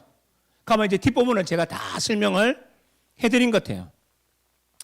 그러니까 마태와 마가는 어떻게 표현하고 있느냐? 마태와 마가는요, 이 구절들을 쓰면서 어떻게 말하면 예수님의 십자가를 이렇게 이해하고 있었다는 거예요. 뭐라고 이해했다고요? 많은 사람을 위하여 치르시는 십자가의 죽음이라고 생각하는 거예요. 그건 어떻게 해요? 그거 타러 왔다는 거예요. 예수님은 이거 타러 왔어요. 이것이 뭘까요? 십자가의 죽으러. 그래서 지금으로부터 한 30년 전, 40년 전 문선명이가, 저는 문선명 씨라고 할 수는 없어요. 문선명이가 조선일보, 중앙일보 아마 그런 거 될 거예요. 우리나라의 그 굵직한 메이저 신문에다가 전면에다가, 그게 일면이었는지는 모르겠어요. 일면은 안 썼을 거예요. 전면에다가 뭐라고 광고를 냈느냐 하면 누가 예수를 죽으러 왔다 하는가. 그 말하면 예수님 죽으러 온 게 아니라는 거예요. 빌라도와 우리의 죄가 죽인 거지 예수님 원래 죽으러 온 게 아니라는 거예요. 그건 뭐예요? 자기가 읽고 싶은 대로 읽고 임의적으로 편의적으로 읽은 거예요. 이게 다 이단의 생리들이에요. 여러분, 우리가 이단이 되는 게 되게 쉬운 게 언제냐면 본문을 편향적으로 읽기 시작할 때 그렇게 다 빠지게 돼 있어요. 그러니까 성경은 뭐라 그래요? 명확하게 얘기합니다. 내가 온 목적은 뭐다? 내 목숨을, 자기 목숨을 줄여와라 왔다. 뭐로요? 참상에 빠져 있는 사람들을 위하여 대신 죽으러. 그러면서 아까 제가 마가복음 10장 45절이 어느 본문에서 왔다 그랬나요? 성만찬 본문 십자가의 본문에서 왔다 그랬어요. 맞아요? 자, 그걸 제가 지지한다 그랬죠. 그러나 그렇게 해석하지 않고도 지지할 수 있어요. 내 목숨을 그 대속물로 준다 그랬잖아요. 그러니까 이 말의 의미를 조금만 더 깊이 들어가봐요. 다른 의미로 또 생각해봐요. 똑같은 결론을 올 수밖에 없습니다. 그러기 위해서는 이 본문의 문맥을 같이 보러 저하고 여행을 떠나셔야 돼요. 그러니까 마가복음 10장 45절이니까 10장 45절 마가복음을 다 찾아보는 거예요, 지금. 다 찾아보는 거예요. 문맥을 보시는 거예요. 제가 이거는 시간 많이 할애하지 않고 가능하면 빠르게 좀 설명을 드릴게요. 자, 그러면 예수님이 이 땅에 죽으러 오셨다라는 걸 어떻게 이해할 수 있는가?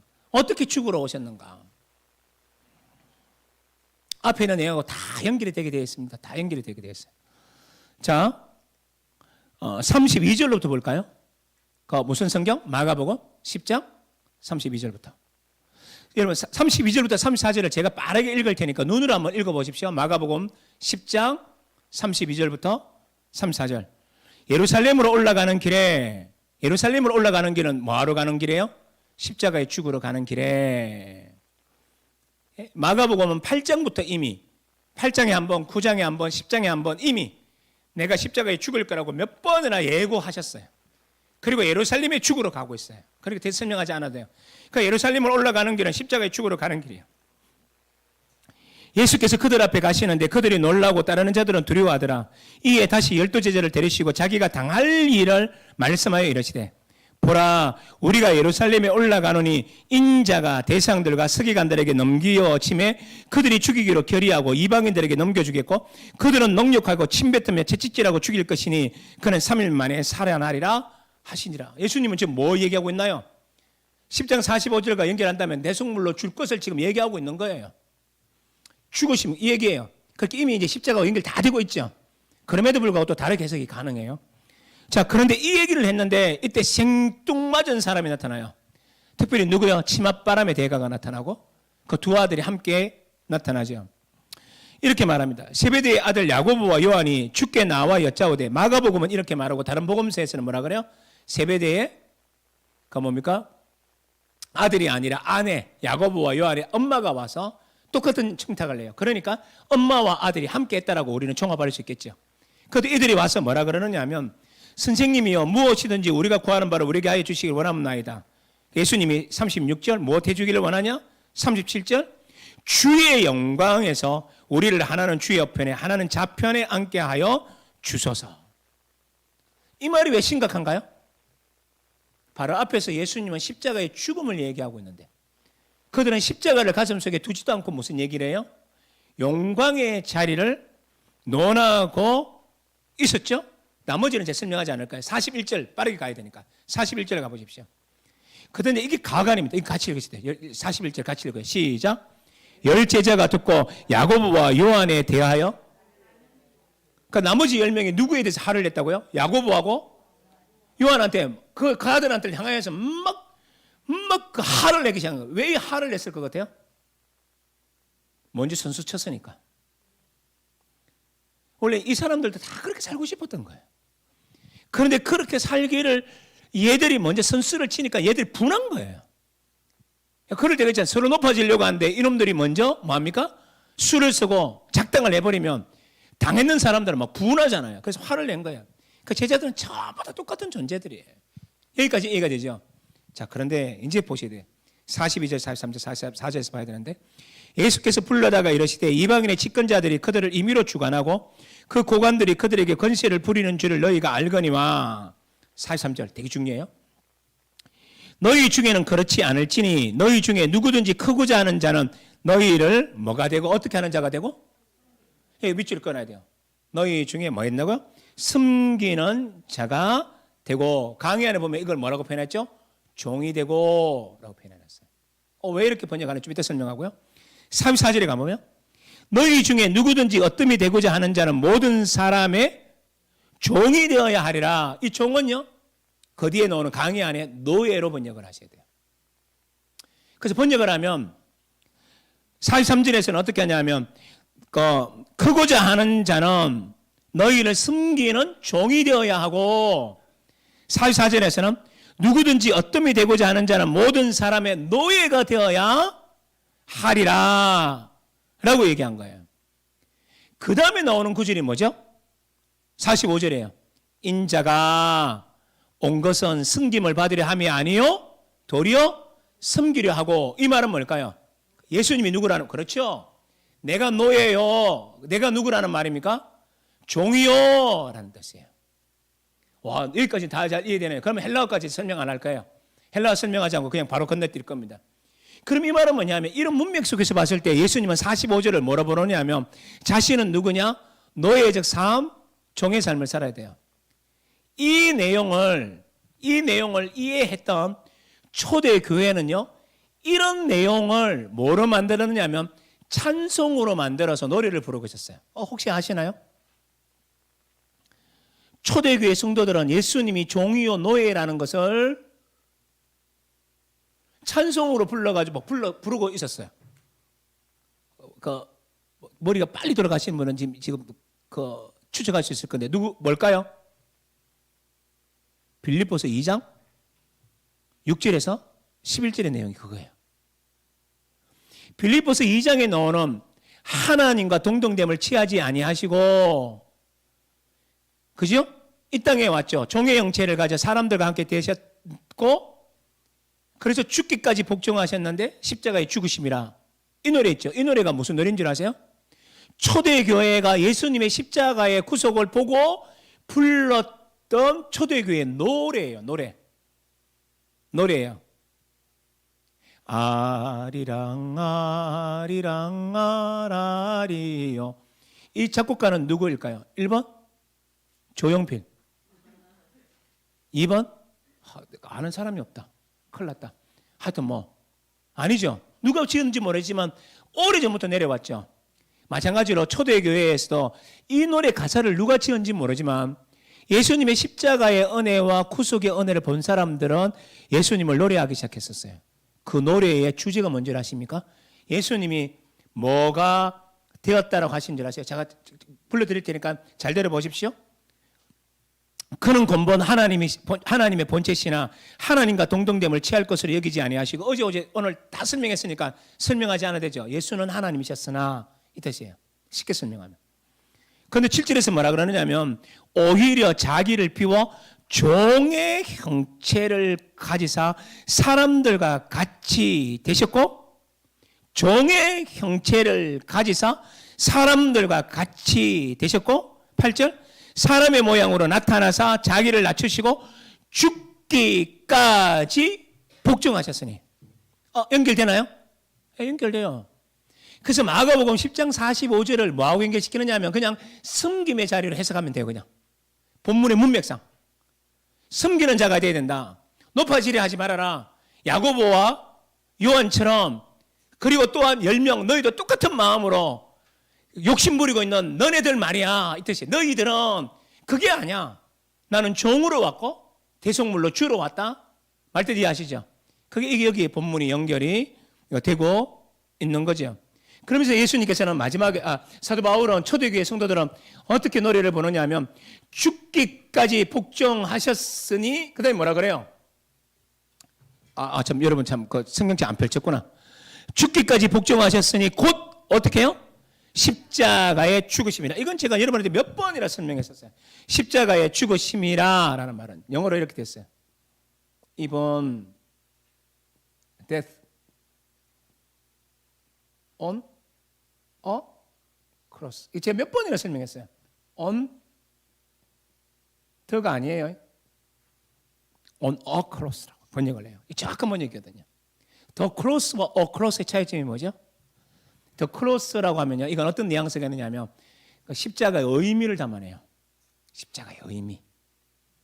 우리가 십자가 하면 떠오르는 이미지는 구원 이런 이미지 있죠. 그러나 크로스는 뭐죠? 십자가 형틀에. 그래서 사도 바울이 깜짝 놀라는 겁니다. 어떻게? 그 종은 어떻게 오셨는가? 죽으러 오신 걸 확실해요. 그래서 어떻게 해요? 십자가 형틀에. 제가 어제 설명했잖아요. 십자가 처형으로. 오늘은 신이 죽었다 하는 말. 그거하고 연결시키는 것들이죠. 그러니까 이 말은 뭐냐면 마가복음 10장 45절은 제가 그때 교수님하고 이런까지 논의는 하진 않았지만 두 가지 자리를 동시에 가져요. 승만찬의 자리. 이 말은 두 번째 섬김의 종의 자리. 이 둘은 다 뭐하고 연결돼요? 십자가. 그래서 마가와 마태에서 얘기하고 있는 건 뭐냐면 십자가가 이런 죽음이라고 얘기해요. 제가 오늘 그 원고를 만들었다가 빼버렸는데요. 그래서 이제 예를 들면 마가복음 같은 경우는 어떻게 나오느냐 하면 예수님은 딱 1장부터 어떻게 하냐면 길을 떠나는 사람이 되어서 길을 떠나요. 길을. 이거 한 구절만 찾아보면 좋겠어요. 여러분 찾아보십시오. 마가복음 1장 39절. 몇 장 39절요? 예, 무슨 성경? 마가복음. 찾기 쉽죠? 마가복음 1장 39절. 찾아보십시다. 마가복음 1장 39절. 아닐 수 있어요. 그러니까 제가 성경 구절은 수정할 수 있고. 1장 39절.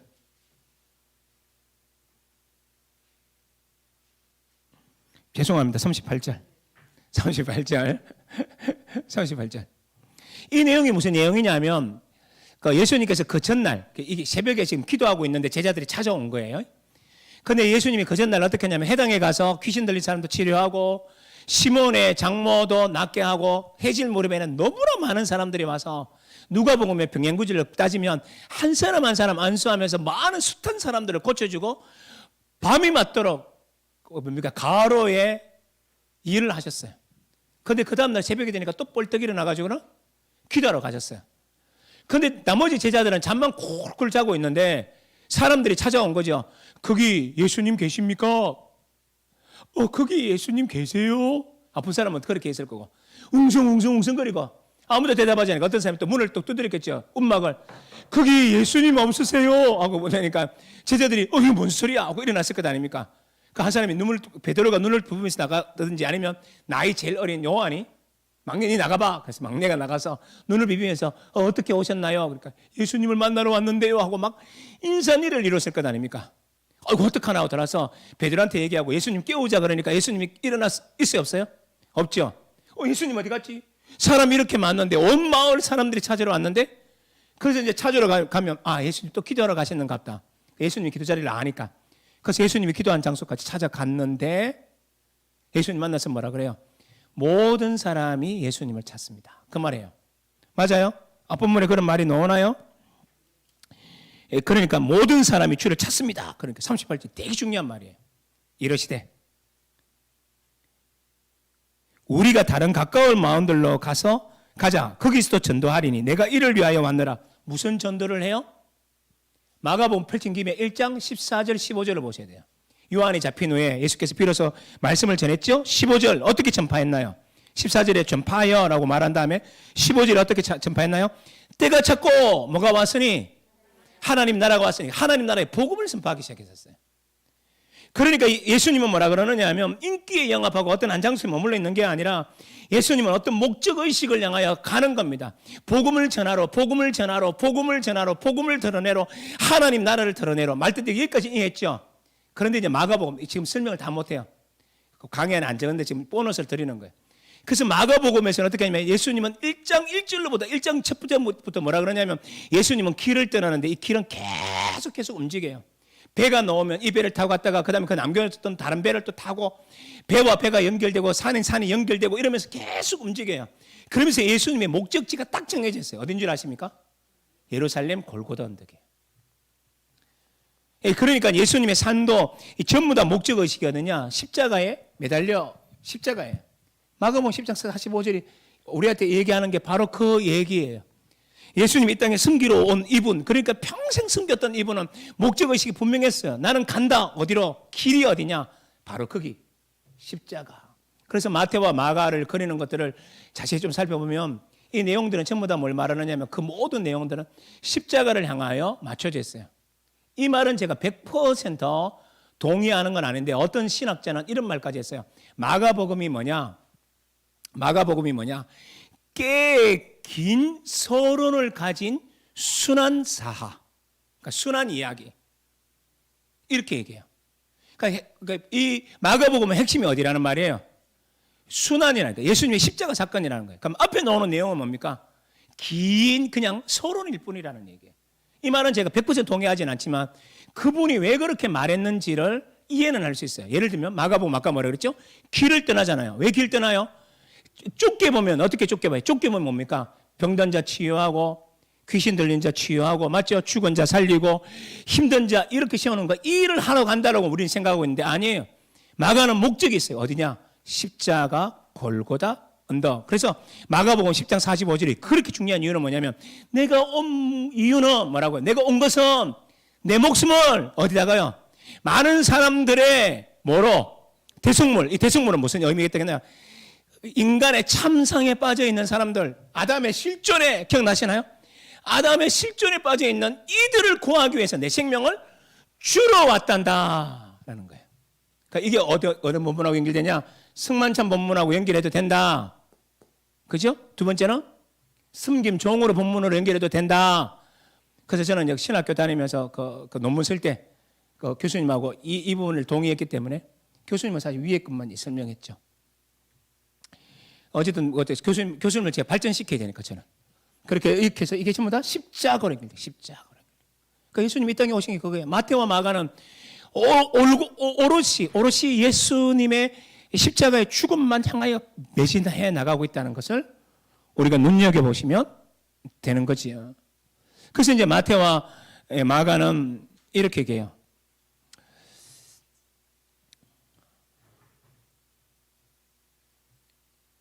제가 시계를 좀 보니까 하나만 얘기해야 될 것 같아요.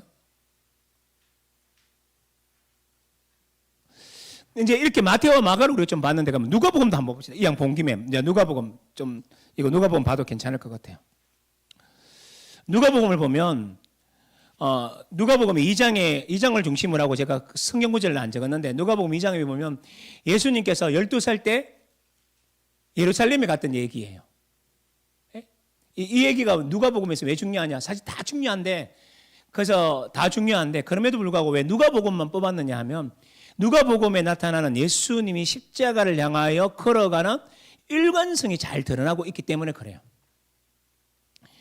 여러분, 누가복음 12장에 이제 보면서 우리 제일 먼저 해야 될 게 오해를 좀 풀어요. 이거 본문 안 읽어도 되나요? 그러니까 펼쳐놓기만 하십시다. 누가복음 2장. 자, 펼쳐놓기만 하세요. 그 이제 보자 하면 되니까. 자, 우리 유튜브 하시는 분들도 누가복음 2장은 좀 펼쳐놓으셨으면 좋겠어요. 자, 누가복음 2장 몇 절이냐면 41절로부터 마지막 줄 9절까지를 가지고 제가 얘기할 거예요. 이 내용은 어떤 거냐면 예수님의 부모였던 마리아와 요셉은요 6월절이 되면 예루살렘을 가는 것을 늘 습관적으로 갔던 경건한 가정이었었어요. 그래서 예수님이 12살 될 때도 이제 아니나 다를까 6월절이 되어서 예루살렘에 올라가서 그 절기를 지키세요. 그리고 그들은 그 예배도 드리고 절기를 지킨 후에 이제 자기의 고향인 나사렛으로 돌아오게 되죠. 오다가 하루 길을 갔는데 예수님이 안 보여요. 깜짝 놀라서 그들은 예수님을 찾기 위해서 다시 그 길을 거슬러서 3일 동안 찾아요. 찾다가 어디서 발견하냐? 성전에서 발견되었는데 깜짝 놀라는 모습을 발견합니다. 어떤 게냐? 예수님이 거기에 있는 석학들과 그 성전 안에 있는 아주 율법학자들, 석학들, 대학자들과 더불어 토론을 하고 하면서 묻기도 하고 답하기도 하면서 이런 얘기를 하고 있더라는 겁니다. 그때 마리아가 말하기를 얘야 너는 왜 우리한테 이렇게 했냐라고 말하자 예수님께서는 내가 아버지의 집에 있어야 할 줄을 알지 못하셨나이까 라는 수수께끼 같은 말을 하고 난 다음에 마리아와 함께 고향으로 내려와 부모님을 섬겼더라 라는 말이 나오는 본문이에요. 그래서 이제 간단하게 처리하십시다. 오해를 푸는 것은 뭐냐? 마르다와 요셉은 아이를 잃어버렸으니까 부모로서 주의력이 없었던 건가요? 실수했던 건가요? 답은 아니다예요. 한 구절만 보고 오늘은 답을 그냥 드릴게요. 몇 절을 보느냐 하면 이게 실수한 게 아니에요. 43절 보십시오. 그 날들을 마치고 돌아갈 때에 아이 예수는 예루살렘에 어떻게 했다고요? 그러니까 예수님이 의도적으로 머물렀다는 거예요. 그렇다면 예수님의 의도성을 볼 수 있는 구절이 또 하나 더 있죠. 어디입니까? 직접적으로 나타나는 게 내가 아버지의 집에 있어야 할 줄을 알지 못하셨나이까. 맞나요? 그렇다면 이 두 구절은 굉장히 연결되어 있어요. 예수님의 자의식에서 스스로 하셨다는 거예요. 그러니까 이 말 속에는 분명히 예수님은 어떤 생각을 가지셨는가를 보여주고 있다. 이 정도만 해석하고 지나갈게요. 오해는 이 정도만 풀면 될 것 같아요. 더 많은 걸 풀어야 되지만 일단 여기까지만 풀게요. 그런데 이제 문제는 뭐냐면 마리아를 찾는 것 하는 그리고 근심하다 이 모든 것들은요 강세가 굉장히 강한 단어들이에요. 그 정도만 얘기할게요. 그러니까 부모들 마음이 억장이 무너진 거예요. 예를 들면 3일 동안 찾았다라는 말은 뭐냐면 아나자툰테스라는 단어를 쓰는데요. 헬라어를 좀 쓸 필요는 없는데 어쨌든 그 단어를 쓰는데 이게 뭐냐? 현재 분사형이에요. 그러니까 이 말은 이거 찾고 저거 찾고 여기 찾고 저기 찾고 막 그냥 뭐 정신 나간 사람처럼 끝까지 찾았다는 걸 설명하는 단어예요. 그리고 또 이 본문에서 말하기는 근심하여서 계속 찾잖아요. 그죠?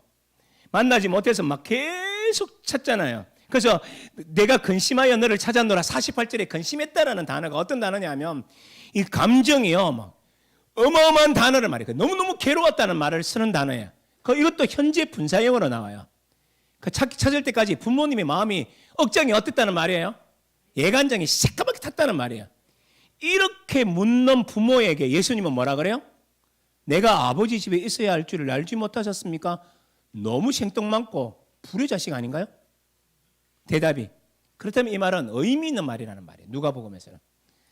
굉장히 의미 있는 말이라는 말이에요. 그래서 예수님의 자의식이 어떤지를 하나만 더 보기 위해서 몇 절을 보느냐면 47절을 또 눈여겨보십시오. 47절. 47절에 보면 예수님이 거기에 성전에 앉아서 많은 사람들과 앉아서 듣기도 하시고 묻기도 하시다고 나오죠. 47절 맞나요? 중요한 단어가 하나 나와요. 47절에 사흘 후에 성전에서 만난 그가 선생들 중에 1번 서서, 2번 앉아서. 원래 우리나라에서는 강의하는 선생님이 서서 하나요? 앉아서 하나요? 서서 하죠. 그런데 이 꼭 안 해도 돼요. 유대 땅에서는 어떻게 하냐?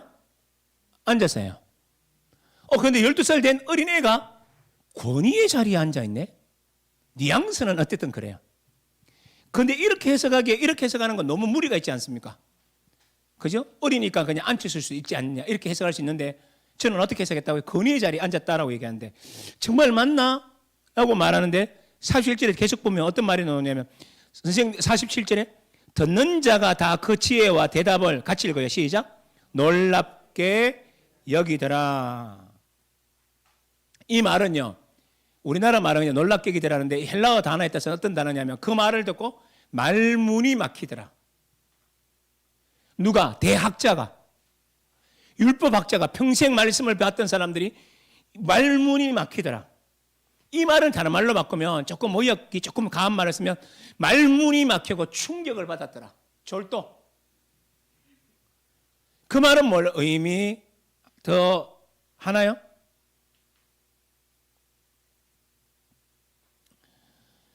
이 말을 또 말문이 막히고 이 놀랐다는 말을 미완료형을 썼어요. 이건요 한두 번 건 게 아니고 예수님이 답변할 때마다 경기 나는 것처럼 예수님이 한마디 할 때마다 뭐 이렇게 되는 거예요. 나도 이런 강의 한번 해봤으면 좋겠네. 뭐 그런 뭐 엄청난 거예요. 엄청난 거. 그럼 여기서 뭘 의미할까요? 지혜자 예수 그리스도를 말해줘요. 예수님은 누구냐? 지혜자예요. 이것도 제가 주일날 설교 때 설명 좀 드렸는데요. 여러분 그리스도에 설 때는 그리스도의 삼중직이라고 들어보셨죠? 그리스도는 몇 중직? 삼중직. 삼중직이 뭐죠? 왕직, 제사장직, 선지자직. 근데 최근 아니고 제가 한 15년 전, 20년 더 됐겠구나. 한창 외국 서적들 좀 읽고 옛날 것들 볼 때 그들은 옛날에 그 신학에서 뭐라 그랬냐면 그리스도의 사중직까지 얘기했다고요. 사중직이 뭐냐? 지혜 그리스도님. 그 누가복음에서는 예수님 어떤 분이냐? 이렇게 지혜롭다는 거예요. 이분이 누구냐? 그리스도의 권능을 지금 드러내고 있는 걸로 해석하시면 돼요. 이거보다 더 중요한 구절이 있어요. 이것만 얘기하면 제가 맞춰도 될 것 같아요. 거기에 뭐지? 가장 중요한 구절이 몇 절에 나요? 49절에 나요. 생뚱맞은 예수님의 답변.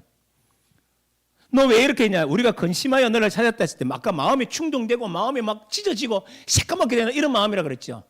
부모는 이렇게 예간장에 녹아서 물었는데 대답이 뭡니까? 내가 내 아버지 집에 있어야 될 줄을 알지 못하셨나이까. 우와. 그래서 제가 거기에다가 헬라어 단어를 한 번쯤 읽어도 괜찮을 것 같아서 적어봤어요. 단어 되게 쉬워요. 우리 영어하고 비슷하죠? 영어하고 비슷한 게 보이면 그렇게 읽으면 돼요. 엔토이스 투 파트로스예요. 무. 데이 에이나이 메. 목사님 이게 무슨 뜻인데요? 성경 그대로예요. 그러니까 성경하고 조금 달라요. 엔토이스라는 말, 엔은 뭐뭐 안에서, 뭐뭐 안에서.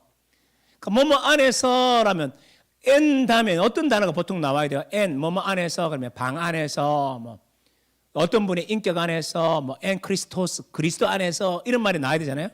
그 다음에 나오는 토이스는 뭐냐면 그냥 정관사예요. 정관사. 이렇게 번역이 되게 어려워요. 그래서 이제 그러니까 뭐냐면 뭐뭐 안에서인데 뭐뭐를 뭐로 해석할 거냐. 그래서 여기서 말하는 토이스를 뭐라고 해석할 거냐. 이게 굉장히 어려운 단어예요. 사실은. 우리나라 말은 번역해봤기 때문에 해석이 들어간 해석을 해버렸기 때문에 우리 이렇게 보고 있지만 그러니까 그게 뭘까 하고 생각하는 거예요. 그 다음에 나오는 말은 쉬워요. 투 파트로스 무는 나의, 파트로스는 아버지. 그러니까 내 아버지 어디 안에서 이렇게 번역하는 거겠죠. 그렇죠? 그러니까 어디를 아직 제가 빼놓고 있어요. 토이스를 어떻게 번역해야 될지 모르니까. 그 다음에 나오는 말은 또 밑줄에 하나 더 꺼놨죠. 뭐를 꺼놨어요? 데이라는 말이에요. 데이라는 말은 날짜 이런 거 아니에요. 이거는 동사예요. 그 동사적 의미로 번역하실 때 이게 뭐냐면 반드시 뭐뭐 해야 한다. must예요. 그 다음에 에나이라고 되어 있는 그 다음 단어는 be 그 존재의 양상을 존재. 그러니까 반드시 있어야 될 줄을 매라는 내가. 그게 어려운 단어 하나도 없어요. 그런데도 불구하고 제가 왜 마지막 시간에 이 헬라어를 한번 읽어보면 좋느냐면 데이라는 말을 보십시오. 데이가 뭐죠? 반드시 있어야 됩니다. 엄마는 날 찾는다고, 엄마는 나를 당신에게 쫓아 매려고 하지만 아니에요. 나는 그리스도의 길을 가야 하기 때문에 반드시 여기 있어야 됩니다. 이 뜻이에요. 그러면 앞에 이제 무슨 단어인지를 우리는 해석을 해야 되겠죠. 그래서 뭐냐면 엔토이스를 지금 여기서 지금 어디에서 지금 말씀을 가르치고 하고 있죠? 성전 아니죠. 그래서 뭐냐면 내가 아버지의 집에, 성전 집에라고 우리나라는 번역을 그렇게 한 거예요. 그렇지만 더 정확한 번역 중에 또 하나는 뭐냐면 여기서 말하는 토이스를 정관사기 때문에 그것 이렇게 번역할 수 있어요. 그럼 그것 안에서, 그럼 그것이 뭐냐? 나의 아버지의 그것 안에서 나의 아버지의 일 이렇게 표현해요. 그러니까 내가 아버지의 일을 하여야 반드시 해야 될 줄을 모르셨나이까. 그 얘기를 하는 거예요. 그러니까 이 말은 뭘 말해주느냐면 내가 아버지의 일을 반드시 해야 될 것을 알지 못하셨나이까 라고 말하면서 당신이 해야 되는 그 일이 뭘까요? 그리스도로서 해야 할 일이에요.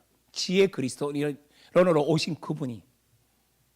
그래서 이분이 하시되는 일이 뭐냐? 이제 앞부분이에요. 그 일이니까. 그 일이 뭘까? 아버지의 그 일이 뭘까? 그래서 앞부분으로 다시 건너가는 거예요. 누가복음 문맥 속에서 봐야 되니까. 그래서 봐야 되는 거예요. 이 구절까지 보면 이제 끝이 나요. 몇 절을 보느냐 하면 33절, 34절, 35절이에요. 여기서 이제 예언자 시몬을 만났잖아요. 시몬이 어린 예수 그리스도를 안고 이 예수야말로 이방인과 유대인의 구속자가 될 것이다라고 예언을 하고 난 다음에 예언 후에 예수님이 이방인과 유대인을 구원하실 만유의 주라는 것을 예언하고 난 다음에 이분이 구속주라는 걸, 구속하시는 주라는 것을 설명한 다음에 마리아한테 하는 예언이 33, 34, 35절인데 34절만 보면 돼요. 시몬이 그들에게 축복하고 그의 어머니 마리아에게 말하여 이르되 보라 이는 그 예수님은 이스라엘 중 많은 사람을 폐하거나 흥하게 하며 비방을 받는 표적이 되기 위하여 세우심을 받았고, 이거 내가 눈에 설명했어요.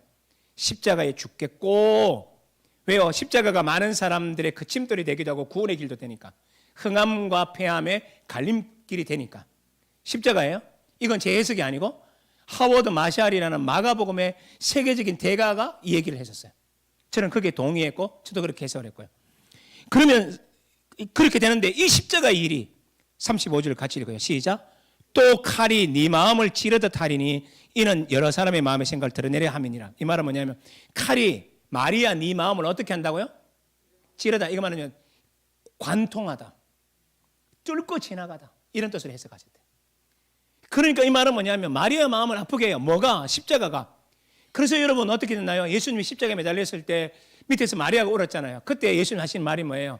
여자여 귀나이라는 말은 정말로 사랑하는 존칭을 담고 애정을 담는 말이에요. 그게 나쁜 말이 아니에요. 좋은 말이에요. 그 귀나이라는 말, 귀나이 하면서 뭐예요? 보십시오. 내가 당신의 아들입니다. 했을 때 내가 당신의 그 아들입니다. 그 아들이 누구냐? 여기서 말했던 이 아들, 십자가에 죽겠다고 예언했던 그 아들입니다. 나는 이렇게 해석을 해요. 그러면서 이 얘기를 우리한테 얘기하는 거죠. 그렇다면 이 말은 뭡니까? 아버지 일이 뭐죠? 앞본문을 받아내면 뭐예요? 내가 십자가에 죽는 이 일을 마음에 두고서 살아가야 할 것을 알지 못하십니까? 마리아와 마르다는 마리아와 요셉은 아직 이해를 못해요. 그러나 예수님은 12살 때 당신의 계시를 여기서 드러내고 있는 거예요. 이 말은 다른 말로 바꾸면 뭐죠? 예수님은 12살 때부터 이미 자신의 운명이 어디로 갈 것인지를 알고 있었나요? 십자가의 죽음. 그래서 아까 중요한 단어가 뭐라고 했나요? They must. 반드시 해야 됩니다. 그래서 나는 그리스도 하나님의 일을 해야만 합니다. 그게 뭐라고요? 십자가의 죽음의 일. 그래서 누가복음은요 이렇게 얘기해요. 그걸 만약 성전이라 하더라도 별 문제 없어요. 왜냐하면 성전으로 오신 예수 그리스도 마가와 누가복음을 통해서 다 보지는 못했지만 이 짧은 시간에 우리가 봤던 게 뭐냐면, 그렇구나, 공관복음은 어떻게 말하냐, 예수님의 고난의 최절정인 십자가의 고난을 통해서 자신의 생명을 내어놓는 이 고난을 통해서 우리의 구원을 이루었구나. 그래서 마태, 마가, 누가는 고난을 강조하면서 십자가를 노래해요. 이게 오늘까지 얘기해요. 자, 그런데 내일 수요 오전 예배를 통해 설명할 건데요. 이와 반대로 얘기하는 사람이 있어요. 사도 요한, 내일 볼 거예요. 요한복음에서 볼 건데, 요한복음에서 뭐라 그러냐면 마태, 마가, 누가는 고난을 통한 십자가를 설명하는데, 요한복음은 뭐냐? 십자가가 구원인데 그 십자가는 뭐냐? 영광이라고 설명을 해요. 그래서 공간복음은 무게중심이 고난에 있고, 요한복음은 영광에 있어요. 그 얘기를 내일 또 보려고 해요. 궁금하지 않으세요?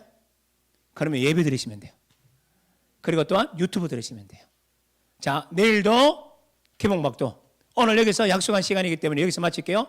여러분 수고하셨고, 유튜브에 우리 성도님들 수고하셨습니다. 사랑합니다. 예, 서로 박수 치면서 마치겠습니다. 감사합니다.